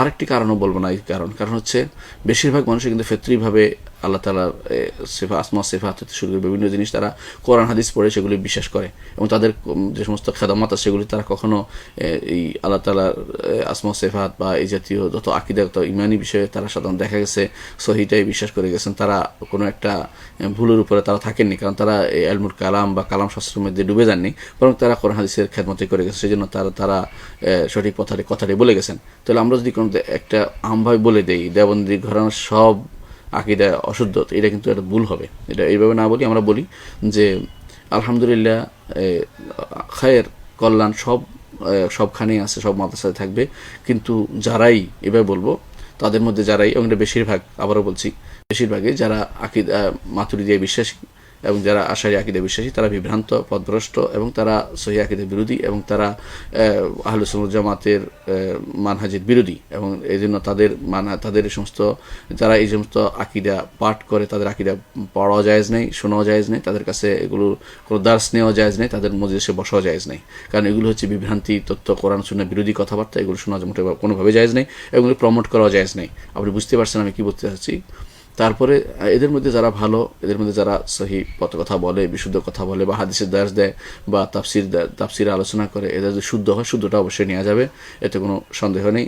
তবে যারা আকিদা বিভ্রান্তিতে প্রসিদ্ধ হয়ে আছে, বিভ্রান্ত আকিদা প্রসারে প্রসিদ্ধ, এই সমস্ত লোকদের কোনো গ্রন্থ পড়বেন না, এই সমস্ত কোনো লোকদের কোনো গ্রন্থ পড়বেন না, এবং সেগুলোকে এমনকি তারা যে ভালো বলে সেটা অন্য ওখানে পাওয়া যাবে, এই জন্য তাদের এই ভালো অংশটুকু নেওয়ার চেষ্টা করবেন না। এই জন্য, কারণ আপনি জানেন না ভালো কোনটা মন্দ কোনটা, আপনি ভালো মন্দ দুইটাই নিতে তখন আপনি নিয়ে যাবেন কোনো না বুঝে। এই জন্য আমরা আবারও বলছি যে আমরা আগে ইলমি ক্ষেত্রে আমরা প্রাধান্য দিব সবসময় আহলে সুন্নাত জামাতের আকীদা যেটা সেটাকে, এবং আহলে সুন্নাত জামাত বলতে আমরা বুঝাচ্ছি যাদের কোনো আলাদা কোনো পরিচিতি নেই, তারা আহলে সুন্নাত জামাত, এটাই তাদের পরিচয়। তাদের মধ্যে আর কোনো পরিচয় হয় না, যেমন বেরেলভি, যেমন দেওবন্দি, যেমন মাতুরিদি, যেমন আশারি, এরকম পরিচয় হয় না। তাদের পরিচয় আহলে সুন্নাত জামাতের আকীদা, যারা কোরআন কারীম, রাসূলুল্লাহ সাল্লাল্লাহু আলাইহি ওয়াসাল্লাম, হাদিস, সাহাবায়ে কেরাম, তাবেঈন, আইম্মা মাতবুঈন, তাদের যে আকীদা ছিল একই আকীদা বিষয়ে, সেটাই আমরা পরিচয় দিব। যারা এই পরিচয় দেয়, সে যেখান থেকে পড়ে আসুক না কেন, যেখানে থাকুক না কেন, সে আহলে সুন্নাত জামাতের আকীদার অনুসারী, এবং তাদেরকে আমরা প্রমোট করব, তাদের কথা আমরা বলবো। এর বাইরে যদি কোনো, এবং মদিনা থেকে পড়ে এসো অনেক মানুষ বিভ্রান্ত, পথভ্রষ্ট আপনি দেখতে পাবেন। মদিনায় পড়ে এসে অনেকে দেখবেন যে সেই তথাকথিত সে খারাপ আকিদা ধারক বাহকে রয়ে গেছে, তাদের কথার ভিতরে মাতুরিদি আকিদা রয়েছে, আশারি আকিদা রয়ে গেছে। তারা অনেকেই আবার বেদাতকে প্রমোট করছে, বেদাতি কথাবার্তা বলছে, অনেকে আবার তাদের হানাহানি মারামারি বিশ্বাসী হয়ে আছে। তা অনেকে দেখবেন যে তাদের সারা জীবন জীবনের ব্রত হলো কেমনি ক্ষমতা দখল করা, এই চিন্তায় বসে আছে। দাওয়াতের ক্ষেত্রে তাদের কাজে হচ্ছে এটা। এই জাতীয় যারা কাজগুলি করে এরা বেশিরভাগই হচ্ছে বিভ্রান্ত পথভ্রষ্ট। এই সমস্ত থেকে দূরে থাকবেন, এবং যারা সহি আকিদার প্রমোট করে, কাজ করে, সহি আকিদার পক্ষে চলছে, সহি আকিদা ও মানহাজ তাদের শুদ্ধ আছে, তাদেরকে শুধুমাত্র আপনি তাদের পিছনে চলুন। সে যেখান থেকে আসুক, যেইখান থেকে হতে পারে দেওবন থেকে এসেও তিনি ভালো সহি আকিদার আছেন। অনেক ভাইকে আমি চিনি যারা অনুবাদ করেন, আমাদের সাথে আছে অনেকেই দেওবন থেকে পড়ে আসছেন, আলহামদুলিল্লাহ তাদের আকিদা শুদ্ধ, কোনো সমস্যা দেখি না। তাহলে এরকম হতে পারে। আমি যখন দেখবো যে কোনো একটি গোষ্ঠীকে পুরোপুরি আক্রমণ করবো না, যখন এরকম প্রশ্ন আসবে বলবো যে না, আমার কাজ হচ্ছে যারা সহি, এদের মধ্যে সহি থাকতে পারে, সহিটা গ্রহণ করবো, এদের মধ্যে ভুল থাকে, ভুলটা যেখান থেকে আসুক না কেন সেটা ভুল। তো মদিনা দেখলেই আপনি খুশি হয়ে যাবেন না, কারণ মদিনায় পড়ে এসেও আমার দেশে কিছু মানুষ আছে দেওবন্দি আকিদা, আশারি আকিদা, মাতুরিদি আকিদা বা এই জাতীয় আকিদা বিশ্বাস করে। দেওবন্দি আকিদা এই জন্য বললাম, দেওবন্দির একটা আকিদার বই আছে, আল মুহান্নাদ আল মুফান্নাদ, এই জন্য বই আছে। ওই বইটা হচ্ছে একেবারে মাতুরিদি আকিদার সর্বশেষ ভাষণ। এইটা যদি কেউ বিশ্বাস করে থাকে তাহলে তার থেকে কোনো এলেম নেওয়া যাবে না, এবং তার ব্যাপারে আমাদের কাছে কোনো কথা বলার কোনো কিছু নেই, যদি না সে এগুলো থেকে ফিরে আসে। আল্লাহ তাআলা যেন এদেরকে সহি আকিদা মানহাজ দিকে ফিরিয়ে আনে, এবং সহি আহলে সুন্নাত ওয়াল জামাতের আকিদা যেন তাদেরকে ফিরিয়ে আনে, এই দোয়া করছি। এবং সবার কাছে আহ্বান জানাচ্ছি যে আমরা পরস্পর সৌহার্দ্যপূর্ণ আলোচনার মাধ্যমে তাদেরকে যদি আকিদা ফিরে আনতে পারি, সেটাই আমাদের জন্য ভালো হবে। আমরা পরস্পরকে আক্রমণ না করে বরং তাদেরকে কিভাবে সহি আকিদা আনতে পারে সেটা আমরা চিন্তা ভাবনা করবো। তবে এটা বিশ্বাস রাখতে হবে যে তারা যতক্ষণ পর্যন্ত আকিদা আশারি ও মাতৃ থাকে ততক্ষণ পর্যন্ত তারা আহলে সুন্নাত ওয়াল জামাতের অন্তর্ভুক্ত নয়, এটাকে আমাদের বিশ্বাস রাখতে হবে। পরবর্তী প্রশ্ন হচ্ছে, ম্যাগনেটের ব্যাসলাইট হাতে ব্যবহার করা যাবে? ম্যাগনেটের ব্রেসলেট সম্ভবত আমি বুঝাতে চাচ্ছেন অনেকেই হাতের এখানে একটা ব্যবহার করে থাকে, ব্রেসলেট বলে, তো এইটা ব্যবহার করবেন কি না, এটা আপনার প্রশ্ন। এখন প্রশ্ন হচ্ছে এইটার ব্যবহার কেন করে, এটা আগে জানতে হবে আপনাকে। আমি যতটুকু শুনেছি সেটা হচ্ছে ম্যাগনেটের কারণে অনেক সময় মানুষের বাত ব্যথা ট্যাথা এগুলো তাদের অবশ্য ভালো হয়, এই জন্য তারা করে, তারা বলেছে ম্যাগনেটের কারণে। তো যদি ম্যাগনেটের কারণে এই উপকারটা যদি প্রমাণিত হয়, যদি কোনো দিয়ে কোনো পরীক্ষাগারে এটা প্রমাণিত হয়ে যায়, ল্যাবরেটরিতে এটা প্রমাণিত হয়ে যায় যে ম্যাগনেটের উপকার আছে, বা এই জিনিসটা দ্বারা শরীরের উপকার হয় রাখলে, তাহলে সেটা ব্যবহার করা যাবে। কারণ এটা তো জাগতিক জিনিস, যেমন ওষুধ প্যারাসিটামল খাওয়ার মতো অবস্থা হবে তখন। আর যদি প্রমাণিত না হয় তাহলে ব্যবহার করা শিরক হবে, কারণ এটা তখন হবে তাবিজ ব্যবহারের মতোই এবং মাদুলি ব্যবহার মতোই হবে, তখন সেটা শিরকে পরিণত হবে। এই জন্য এটা কী জন্য ব্যবহার করছে এবং এটা আসলে প্রমাণিত কিনা সেটা জানা দরকার। আমার এখন পর্যন্ত জানা মতে এই জাতীয় ম্যাগনেটের জিনিস ব্রেসলেট পরলে কোনো উপকার হয় এটা কোনো কেউ বলতে পারেনি, কোনো ডাক্তারও বলেনি। সুতরাং আমি মনে করি যে এটা ব্যবহার করা ছোট শিরকের অন্তর্ভুক্ত হবে। আর যদি কেউ মনে করে এটা ভালো করে দেয় তাহলে বড় শিরক হয়ে যাবে, এবং ছোট শিরকের অন্তর্ভুক্ত। কারণ যা কারণ নয় তা কারণ মনে করাই ছোট শিরক। তো এটা কারণ নয়, তার আসলে কারণ নয়, এবং কারণ হওয়া দুইটা জায়গা আছে। একটা হচ্ছে শরীয়তে প্রমাণিত হইতে হবে কারণ হিসেবে কোরআন হাদিসে বলছে, অথবা কোনো ল্যাবরেটরিতে প্রমাণিত হইতে হবে যে বাস্তবে এটা কারণ হিসেবে পাওয়া যাচ্ছে। এই দুইটার বাইরে কোনো কারণ কেউ নির্ধারণ করতে পারে না। আপনি যদি মনে করেন যে কার্তিক মাসে অথবা অমুক মাসে, মাঘ মাসে যদি কোনো কাটা হয়, বাঁশ কাটলে পানি পাওয়া গেলে আপনার পানি খেলে আপনার রোগ ভালো হয়ে যাবে, এটা হচ্ছে এই জাতীয় মিথ্যা কারণ। এই মিথ্যা কারণের কারণে আপনার শিরক হবে, ছোট শিরক হবে। আর যদি মনে করেন এটাই ভালো করে দিবে তাহলে বড় শিরক হয়ে যাবে। অর্থাৎ যদি কোনো বলেন যে আল্লাহ এটার মধ্যে শেফা রাখছে তাহলে ছোট শিরক হবে, আর যদি মনে এটা খাইলে এটার মধ্যে এটাই শেফা করে দিবে তাহলে বড় শিরক হবে। অর্থাৎ ছোট শিরক বড় শিরকের বাইরে যাচ্ছে না। এর অর্থ হচ্ছে এই জাতীয় জিনিসগুলো, ব্রেসলেটগুলো যতক্ষণ পর্যন্ত প্রমাণিত না হবে এগুলি কোনো ল্যাবরেটরিতে, ততক্ষণ পর্যন্ত এগুলি ব্যবহার করলে আপনি ছোট শিরকের মধ্যে আসেন। আর যদি মনে করেন যে এটাই ভালো করে দিবে তো বড় শিরকে লিপ্ত হবেন। এই জন্য এগুলো থেকে আমাদের দূরে থাকা উচিত। আল্লাহ আমাদের বোঝার তৌফিক দান করুন। পরবর্তী প্রশ্ন হচ্ছে, সহিহ হাদিসে আছে ঘুম থেকে উঠে কেউ যেন তার হাত 3 বার না ধুয়ে পাত্রে না ঢুকিয়ে দেয়। এখন আমরা তো টিউবওয়েলে অজু করি, এখন কি 3 বার হাত ধুয়ে তারপর অজু করব, নাকি অজুর জন্য যে 3 বার কবজি পর্যন্ত ধুই এটাই যথেষ্ট হবে? শেখ, আলহামদুলিল্লাহ আপনি বুঝতে পারছেন যে অজুর জন্য 3 বার, প্রথমে 3 বার কবজি পর্যন্ত ধোয়া সুন্নত, এটাই বড় জিনিস। মূল সুন্নতটা হচ্ছে এটা। এখন রাসূলুল্লাহ সাল্লাল্লাহু আলাইহি ওয়াসাল্লাম কেন সেটা বললেন যে যেন পাত্রে না ঢুকিয়ে দেওয়া হয়, এটা একটা কারণ আছে। কারণ আরব দেশের পানির খুব অভাব থাকতো, পানি উঠে রাখতো, যে অজুর জন্য পানি উঠে রাখতো একটা ইয়াতে করে, একটা গামলা বা কিছুর মধ্যে পানি উঠে রাখতো। তো একজন মানুষ ঘুম থেকে উঠতো, তখন সেটা গরম দেশ, গরম হলে অনেক সময় তাদের শরীরের মধ্যে বিভিন্ন জায়গায়, ঘুমাইলে বিভিন্ন জায়গায় হাত চলে যায়, হাত চলে গেলে সেখানে ময়লা থাকতে পারে আঙ্গুলের মধ্যে বা শরীরের মধ্যে, নাফাকি থাকতে পারে। নাফাকিটা যখন আপনি হাতটা ঢুকিয়ে দিলেন তখন কিন্তু নাফাকি, পানিটা নাফাক হয়ে যাচ্ছে। এটি হলো মূল উদ্দেশ্য। তো আমাদের যেন ট্যাপগুলি, টিউবওয়েল আছে, এগুলি কিন্তু সে উদ্দেশ্য না, বরং এগুলি আরও আপনি টিউবওয়েল ছাড়লেন, দেখা গেলো আলহামদুলিল্লাহ হাত সাফ হয়ে গেল, কোনো সমস্যা নেই। তাহলে আপনার মূল উদ্দেশ্য যেটা রাসূলুল্লাহ সাল্লাল্লাহু আলাইহি ওয়াসাল্লাম যে উদ্দেশ্যে না ঢুকাতে বলছেন, সেটার মূল উদ্দেশ্য হচ্ছে এটা যে নাপাক থাকার সম্ভাবনা রয়েছে হাতের মধ্যে এবং অল্প পানিতে সেটা ঢুকানো হয়, তখন সেটার ক্ষতি আসে সারা, মানে যেহেতু অজু নাপাক হয়ে গেলে তার অজু হবে না, তো সেই জন্য সেটাকে নিষিদ্ধ করা হয়েছে। সেটা যেহেতু নাই টিউবওয়েলের পানিতে, আপনি সেটা অবশ্যই টিউবওয়েলের পানি দিয়ে হাত ধুয়ে কজিখন ধুলে আপনার সুন্নত আদায় হয়ে যাবে, মূল সুন্নত। এমনি যে নিষেধ করা হয়েছে সেটা এই কাজে নয়, যেটা সুন্নতের কাজে, অজুর সুন্নত হিসাবে নয়, এটা হচ্ছে আপনার পানিকে হেফাজত করার জন্য। ইল্লত বুঝতে হবে, আর ওই কার্যকরণ বোঝাটা হচ্ছে ফিকহ। এটা যদি না বুঝে তাহলে সে ফিকহের অন্তর্ভুক্ত হতে পারে না। আর ফিকহ হচ্ছে এমন একটি জ্ঞান, যে জ্ঞানটি আল্লাহ তাআলা বিশেষভাবে মানুষকে দান করে। এই জন্য রাসূলুল্লাহ সাল্লাল্লাহু আলাইহি ওয়াসাল্লাম স্পষ্টভাবে বলেছেন যে ফিকহের জ্ঞানের বিষয়ে, যে ফিকহ, তিনি বলেছেন যে এটা এমন যে আল্লাহ তাআলা ফিকহে যার কল্যাণ চান তাকে আল্লাহ ফিকহের জ্ঞান দেন, যার ফিকহে নাই তার কল্যাণ নেই। যে ব্যক্তি মনে করবে যে টিউবওয়েলের পানির মধ্যে ঢুকাইতে পারতেছি না, আমার সুন্নত আদায় হয় না, তো বেহুদা কথাবার্তা সে বলছে। টিউবওয়েল পানি ঢুকানো জিনিসটা হচ্ছে অল্প পানিতে যেন হাত ঢুকানো না, এই জন্য তিনি রাসূলুল্লাহ সাল্লাল্লাহু আলাইহি ওয়াসাল্লাম এটা বলেছেন, কারণ পানিটা যেন নষ্ট না হয়। আর যারা টিউবওয়েলের অজু করবে তার জন্য আলাদাভাবে হাত ঢুকানোর প্রশ্নই আসতেছে না, বরং তারা টিউবওয়েলের খুলে, মাসুরা বা যেটাকে বলা হয় টিউবওয়েল খুলেই হাত দিবেন 3 বার কবজি পর্যন্ত, এতে তার সুন্নত আদায় হয়ে যাবে, কোনো সমস্যা হবে না। পরবর্তী প্রশ্ন হচ্ছে, আজল করা ইসলামী দেশে কেমন অপরাধ? আজল অর্থ হচ্ছে কোনো বাধা প্রদান করা, আজল যেটাকে বলা হয়। আজল অর্থ হচ্ছে কোনো কিছু কোথাও পৌঁছার পথে একটা অন্তরায় তৈরি করা। তো এখানে আজল অর্থ হচ্ছে স্বামী স্ত্রী সহবাসের সময় তাদের বীর্যকে পরস্পর মিলনের সুযোগ না দিয়ে দূরে ফেলে দেয়া, এটা নাম হচ্ছে আজল। এটা তখনকার দিনে কেউ কেউ করতো, কিন্তু এটাকে রাসূলুল্লাহ সাল্লাল্লাহু আলাইহি ওয়াসাল্লাম শুনেছেন, কিন্তু তিনি নিষেধ করেন নাই। তারা করতো, বিশেষ কোনো কারণ ছিল, তাদের কোনো কারণ ছিল, সেটা করেছে। এটাকে বড় ধরনের গুনাহের ভিতরে ফেলা যাবে না, বড় ধরনের কবিরা গুনাহের ভিতরে পড়বে না। তবে শর্ত হচ্ছে এটা করা জায়েজ কিনা। প্রশ্ন হচ্ছে এটা করা জায়েজ কিনা। বড় কবির একটা হচ্ছে করে ফেলছে, গুনাহ হবে না, আর করা যায়, কাদের করা যাবে, কার সাথে করা যাবে না। যদি হুররা হয়, স্বাধীনা স্ত্রী হয়, তখন তার অবশ্যই অনুমতি লাগবে। তারা কিন্তু স্বাধীনা স্ত্রীর সাথে আজল করতেন না, প্রমাণিত হয় না। সলফে সালিন বা যাদের ক্ষেত্রে সাহাবায়ে কেরাম থেকে বর্ণিত যেটা আসছে, তারা দাসীর সাথে আজল করতেন। এই জন্য দাসীর সন্তান হয়ে গেলে সে স্বাধীন হয়ে যায়। স্বাধীন হয়ে গেলে তাদের একটু অর্থনৈতিকভাবে তারা সলভেন্সি দূরে পড়ে যায়। কোনো একটা দাসীর সন্তান হলে, তখনকার দিন কৃত দাসীর, তখন সে স্বাধীনা হয়ে যায়, এবং মা তাকে সন্তানের মা হওয়াতে সন্তানের কারণে সে স্বাধীন হয়ে যায়। এটা শরীয়তের বিধান। এই জন্য তারা সন্তান যেন না হয় এটা চাইতেন, যে সন্তান না হলে আমরা অনেকদিন তার সাথে থাকতে পারবো, এটা তাদের উদ্দেশ্য ছিল। এই জন্য তাদের উদ্দেশ্য ছিল বলে এটা রাসূলুল্লাহ সাল্লাল্লাহু আলাইহি ওয়াসাল্লাম নিষেধও করেনি। তবে তিনি প্রকারান্তরে বিভিন্নভাবে এটাকে না করার প্রতি উৎসাহ দিয়েছেন। তিনি বলেছেন, এটা না করলে তোমাদের কি হয়, আল্লাহ যদি চায় বাচ্চা হবেই, তুমি এটা কেন করো, ইত্যাদি বলতেন।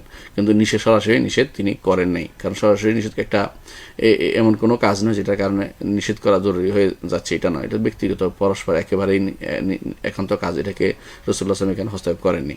তো এই জন্য যদি কেউ স্বাধীনের সাথে আজল করে, তাহলে অবশ্যই তার অনুমতি লাগবে, অর্থাৎ স্বাধীনের স্ত্রীর অনুমতি লাগবে, কারণ ওই সময়টা তাদের সবচেয়ে আনন্দের সময়। এটাকে তারা মাটি করতে চাইবে না, এটা যেন না হয়, এটা খেয়াল রাখা দরকার। এই জন্য রাসূলুল্লাহ সাল্লাল্লাহু আলাইহি ওয়াসাল্লাম যেহেতু নিষেধ করেন সরাসরি, সেহেতু এই কাজটি অবশ্যই স্বাধীনার জন্য হলে অনুমতি লাগবে, স্বাধীনা স্ত্রীর। আর যদি কৃতদাসী হয়, এখন কৃতদাসী নাই দুনিয়াতে বাস্তব, তো যদি কোনোদিন হয়ে যায় আবার, তাহলে সেটার জন্য অনুমতি লাগবে না।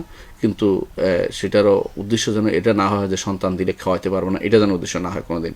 অর্থাৎ যে উদ্দেশ্যে বর্তমানে পরিবার পরিকল্পনার নামে জন্ম নিয়ন্ত্রণ করছে, সেই উদ্দেশ্যটাই হারাম, এটা যেন না হয়। বরং তারা অন্য কোনো উদ্দেশ্য যদি থাকে, অথবা নিজেরা আরও জাঁকজমকপূর্ণ অবস্থায় থাকবে এই আশায় থাকে, তো কোনো সমস্যা নেই। কিন্তু খেতে দিতে পারবো না এই চিন্তা ভাবনা করলে সেটা হারাম হবেই। পরবর্তী প্রশ্ন হচ্ছে, স্ত্রীর ইজ্জত রক্ষা করতে গিয়ে কাউকে হত্যা করা যাবে?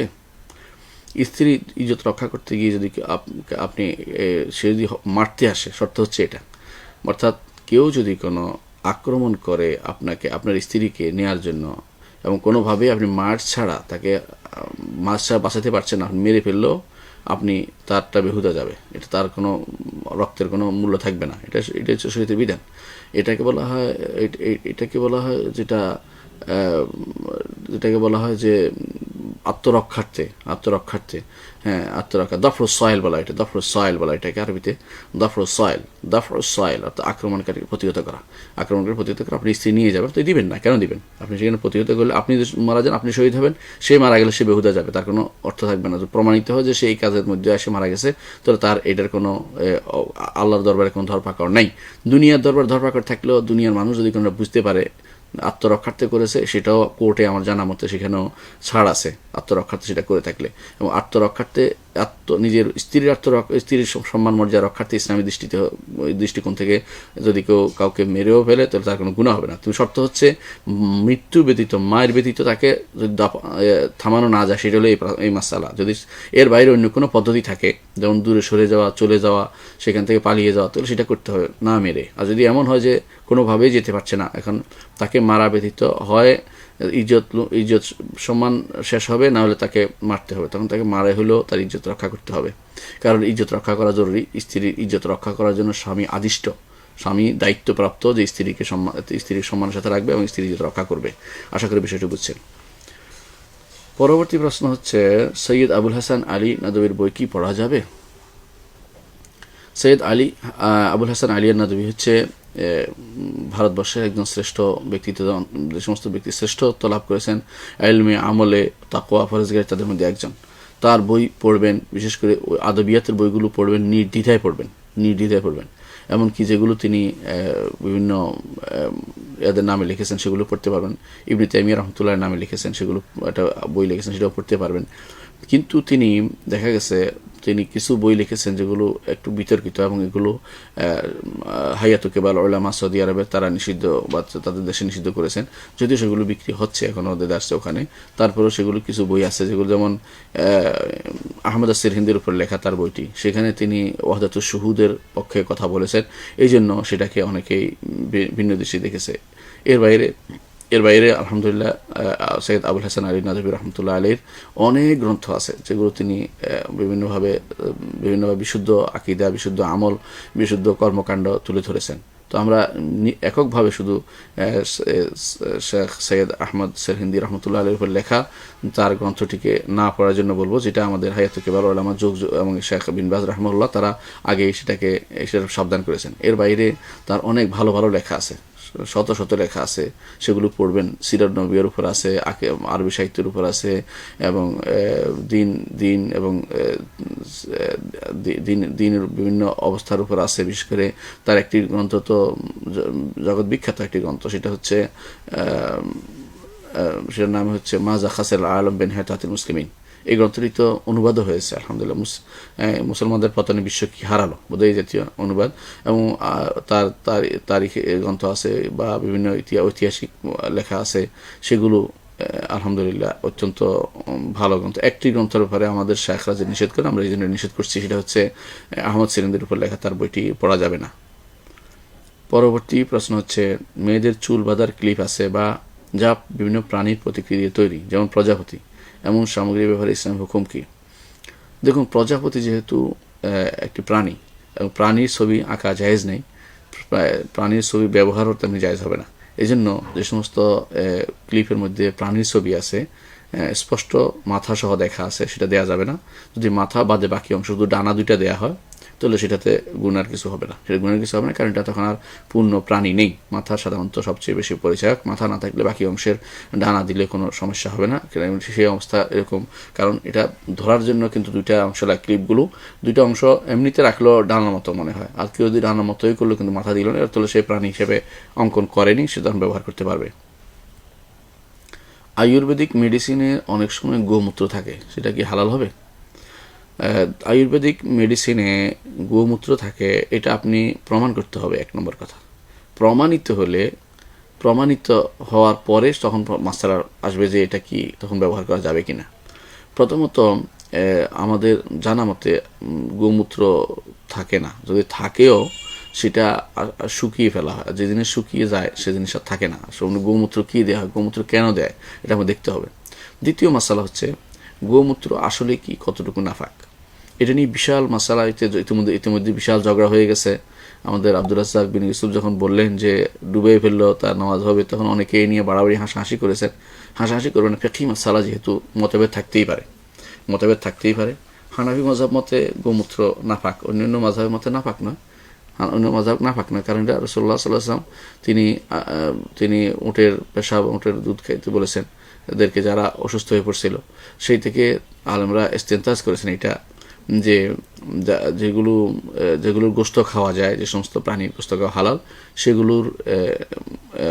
সেগুলোর এই পেশাব বা পায়খানা যদি থাকে, সেগুলো ওই নাফাকের ভিতরে পড়ে, যে নাফাকি অন্যান্য ইয়ার ভিতরে পড়ে, মানে অন্যান্য নাফাক যেগুলো প্রাণী, যেমন মানুষ বা পশু যেগুলো নিষিদ্ধ, যেগুলো গোশত খাওয়া নিষিদ্ধ, সেগুলোর ইয়ার মতো নয়, একই রকম নয়, এটা আলাদা বলে থাকেন। তো সেই হিসাবেও যেহেতু আপনি দেখছেন যে এখানে একটা মতভেদ আছে, সেহেতু কেউ যদি কোনো আয়ুর্বেদ মেডিসিনে গোমূত্র ব্যবহারও করে থাকে, প্রথমত ব্যবহার করার কথা আমাদের জানা নেই, যদি ব্যবহার করে থাকে আপনি মেডিসিন হিসেবে সেটা খেতে পারবেন, কারণ এটা হারামের অন্তর্ভুক্ত, সরাসরি বলা যাবে না, এটা ইখতিলাফ আছে, মতভেদ যেহেতু আছে, সেখানে কেউ যদি হারাম হিসেবে, কেউ যদি মনে করে যে মাযহাবের এটা হারাম, তো সে খাবে না। কিন্তু কেউ যদি মনে করে যে এটা আমার কাছে যেহেতু গোমূত্র হারামের অন্তর্ভুক্ত নয়, সেহেতু সে যদি খায়, আপনি সেটাকে নিষেধ করতে পারবেন না, এবং সেটা নিয়ে বাড়াবাড়ি করাও ঠিক হবে না। পরবর্তী প্রশ্ন হচ্ছে, আমি দাড়ি রাখতে চাই, কিন্তু আমার সামান্য কিছু দাড়ি থুতনিতে আছে, এখন দাড়ি ঘন করার জন্য শেভ করা যাবে কি? জি না, আপনি দাড়ি রাখতে চান, সামান্য কিছু থুতনির মধ্যে দাড়ি আছে, এটা নিয়ে সন্তুষ্ট থাকতে হবে আপনাকে। বেশি বাড়ানোর জন্য আপনি শেভ করলে বাড়বে, এটা করবেন না, কারণ এটা তো আপনি, এর অর্থ হচ্ছে এরকম যে গুনার কাজ করে আপনি আশা করতেছেন যে আপনি সওয়াব করতেছেন, এটা ঠিক নয়। যা আছে তাই রাখতে হবে, যা আছে তাই রাখুন, এটা যথেষ্ট। কারণ আপনি বেশি রাখতে হবে এটা বলা হয় না আপনাকে, বলা হচ্ছে সুন্নত প্রতিপালন করতে। দাড়ি যা আছে তা সুন্নত হিসেবে রাখুন, বেশি হোক আর না হোক, কম হোক, 10টা হোক, 8টা হোক, এমনকি হাতে গোনা হোক, তাও সমস্যা নেই, হাতে গোনা কোনো সমস্যা নেই। কিন্তু আপনি বাড়ানোর জন্য কেন করবেন? আর বাড়ালে সমস্যা কি, অনেক সময় আপনার আরও বেশি সমস্যা, আপনি জানেন না। যদি দাড়ি পানি ঘন হয়ে যায়, তখন পানি ঢুকে না, পানি ঢুকাইতে হয়, এবং সেখানে অনেক সময় হয়, উকুন হয়, এবং সে অনেক সময় সেটার জন্য খুশকি হয়, সেটার জন্য শ্যাম্পু ব্যবহার করতে হয়, বিপজ্জনক অবস্থা যেতে হয়, এবং সেটা আলাদা একটা সমস্যা তৈরি হয়ে যায়। এই জন্য আপনি আল্লাহ আপনার জন্য যা মঞ্জুর করে দিয়েছেন সেটাতে সন্তুষ্ট থাকুন, সেটা বাড়াবেন না, যা আছে তা যথেষ্ট, কামানো চিন্তা ভাবনা করবেন না। আশা করি বিষয়টা বুঝছেন।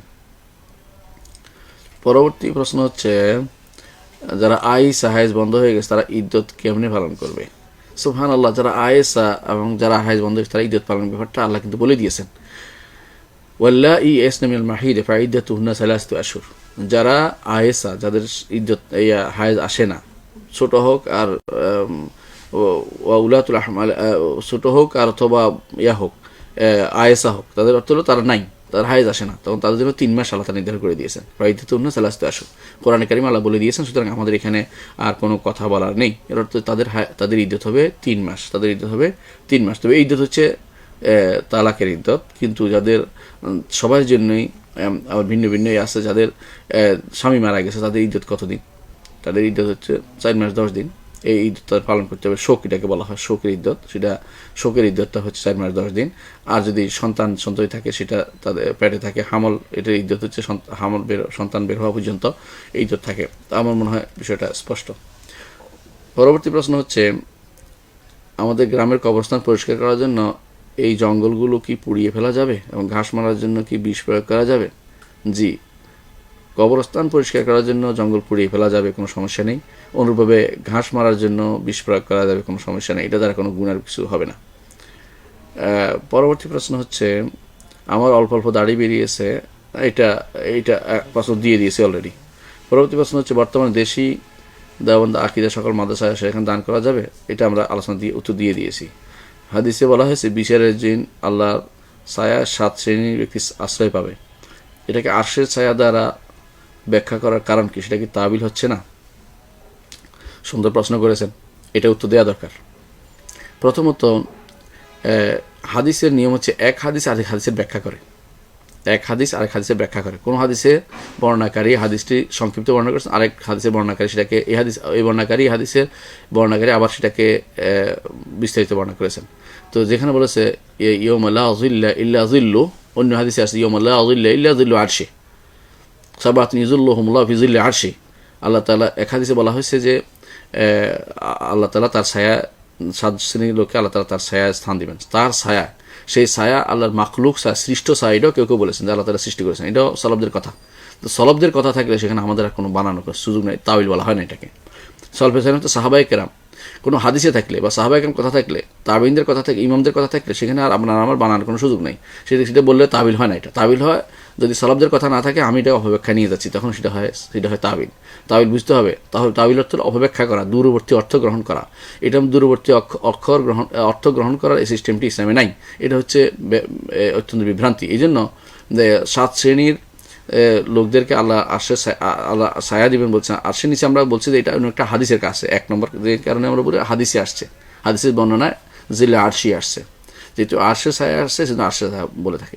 দ্বিতীয় কারণ হচ্ছে কোনো ইমাম ব্যাখ্যা করেছেন, এবার সিদ্ধ এটা যে ফিজিল্লি অর্থাৎ আল্লাহ তাআলা একটা জিল থাকবে, আল্লাহ তাআলা সৃষ্ট সেই জিলের ছায়া থাকবেন। কেউ বলেন নাই জিল অর্থাৎ ছায়া আল্লাহর একটা সিফত, এটা কেউ বলেন নাই। যেহেতু বলেন নাই সলফরা, সেহেতু আমরা বলি না। এটা তাবিলের বিষয় না, এটা হচ্ছে বুঝার বিষয়।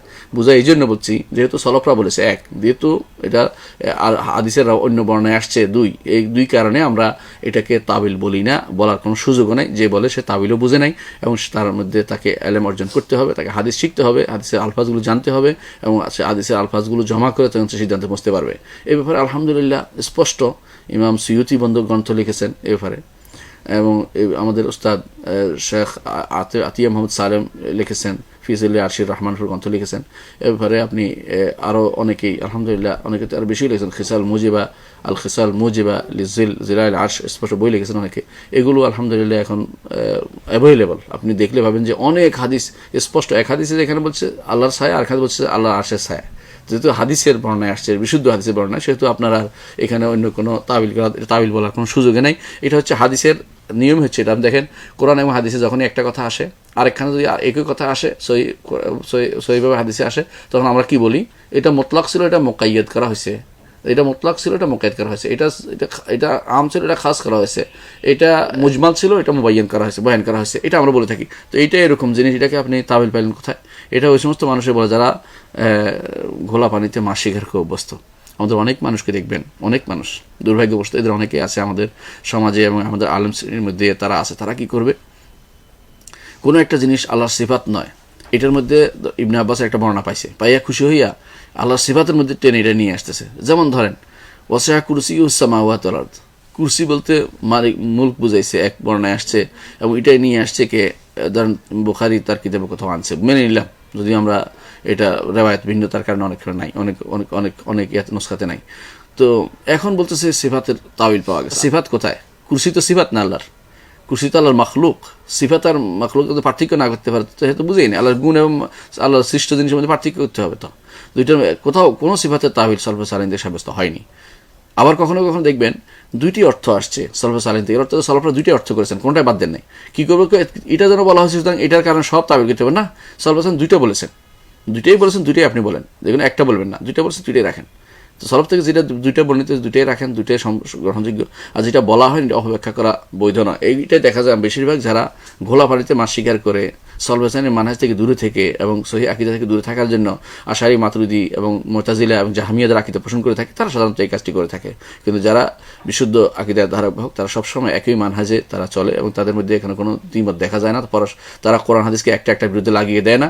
তারা আকীদার নিজের আকীদার বিশুদ্ধ অশুদ্ধ আকীদাকে এরা কখনো অশুদ্ধ আকীদা সাব্যস্ত করার জন্য আল্লাহ কোরআন এবং রাসূল হাদিসের মধ্যে বিরোধ তৈরি করে না, অথবা আল্লাহর কোরআনের একের সাথে অগলুতা, যেটাকে বলা হয়, যেটাকে অগলুতা একটা লাগিয়ে দেয়া, অথবা হাদিস একটা বিরুদ্ধে একটা লাগিয়ে তারপর হাদিস কোরআনের বিরুদ্ধে দেখিয়ে দেয়া, এগুলি কোনো আহলে সুন্নাত জামাতের মানহাজ নয়। এগুলি হচ্ছে বেদাতীদের মানহাজ।